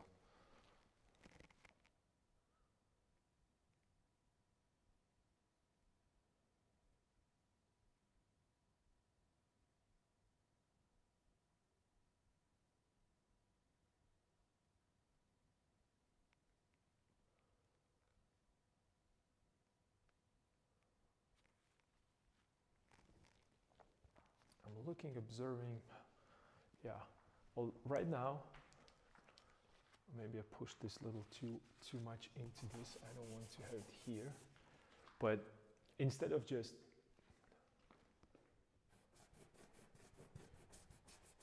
I'm just going to, yeah, and it's immediately better because he was kind of stick with that another figure there, and probably the next step it's going to be here. So I move from him to here, and then I'll correct this hand as well. So I have that nice kind of a inner focal point happening right here with this particular painting or fragment. So he's right now in the back a little bit. Let's push him even more. And again, I'm pushing him into a background by just softening all these edges, or actually painting over him. But I'm not covering it completely. I just scumbled that paint on top of existing paint. So you can still see certain areas there, but they are kind of in the kind of fog. So I created that atmospheric perspective. So he is there, but you don't know, is he behind, front, what's happening there? And that's fine. You can see his eyes a little bit, but that's all good. I'm just going to, you know, soften these things a little bit as well.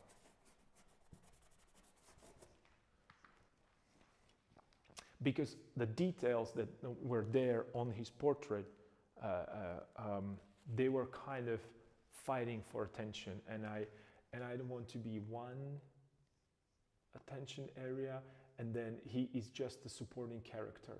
And even the position for the hood, maybe I will just add a little detail here, so you can kind of moving around here in this area. In terms of composition, and you know, this is something that Rembrandt is so good at. Like, he really directs your attention exactly where he wants to. So.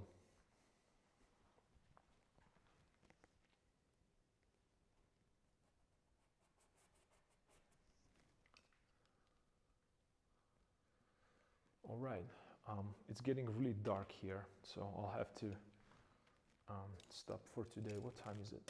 I don't even know. Oh, it's about to end as well. So let me just end with this.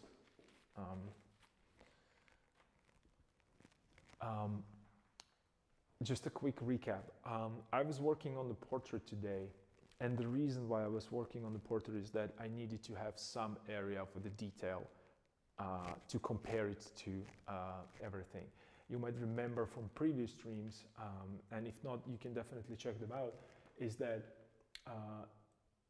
no matter how small adjustments I do in this little corner or with just the pupil in the eye, it's going to reflect the whole painting, because it is part of the whole painting. The portrait is not a separate thing. The fingers are not a separate thing. The hand, and you know, so on and so forth. Everything belongs together. So, as I mentioned at the beginning, the most important part for me is the composition. And everything that I do, every another brush stroke that I add to this painting, supposed to help the composition, not to create the better looking portrait. That's the important part for me. You might focus on the portraits only, so you are a portrait artist. That's totally cool. Then you have your portrait as the center of the attention. For me, the center of attention is a composition, and the composition needs to communicate with viewer. I think it's my opinion, and you can completely disagree with it, and you would be probably right, because we have a different paintings and different styles and different outcomes, and a different group of people that they like them. Some people like both, I like to look at different types of painting and different compositions, and also abstract paintings. I don't like to paint abstract paintings. And the reason is because this is actually abstract painting, except that the element of that abstract painting are like a mosaic, and I put them together that they resemble a figures. So me painting the portrait, it's not about the portrait. It's about how am I going to help myself to develop the overall narrative, overall feeling, overall idea, overall story. Fill the blank, whatever you're trying to do with your paintings or your art, for that matter. So right now I'm kind of okay. This is definitely not a finished portrait. There is just so much more work that needs to be done there. But at this stage, right now, it immediately showed me the problem is right here, right now, with that, kind of a lot of information going on here, which brings the attention, but it's not resolved. So I'm going to bring that arms forward. I'm going to create that feeling that he's holding it in front of him through the details and more focus and more values and saturations and so on and so forth, with sharper edges instead of soft edges. And then I will move towards a second figure right here, because right now I know that he needs a lot of work, especially with the shape. I stopped liking the shape of the cap that he has. So I have to work on that. And that's kind of that's my thinking process. Those of you who watch me regularly, you guys know that that is not always the case, that I have a plan. I'm not always able to fulfill that, but at least that's a kind of it's not set in stone, this plan, but I have to consciously think about it. I'm going to stop right now, but it doesn't mean that you should continue, because I'm going to be continuing working also offline, not on this painting, but on the other projects that I have in progress.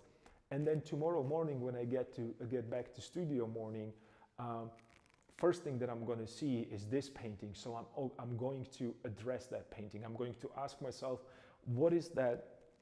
With a fresh eye, right? So what's that, what I like, what's what I dislike, what was successful, and what was completely, rash decisions that I did not really think through. And trust me, your painting is going to show you. You're going to feel it. You have two options. You can either listen to the feeling, or you can just lie to yourself. And I did both. And I can tell from my own experience that listening to yourself is better, and if yourself is telling you that this is wrong, or you have that feeling that something is wrong, it's 100% wrong, right?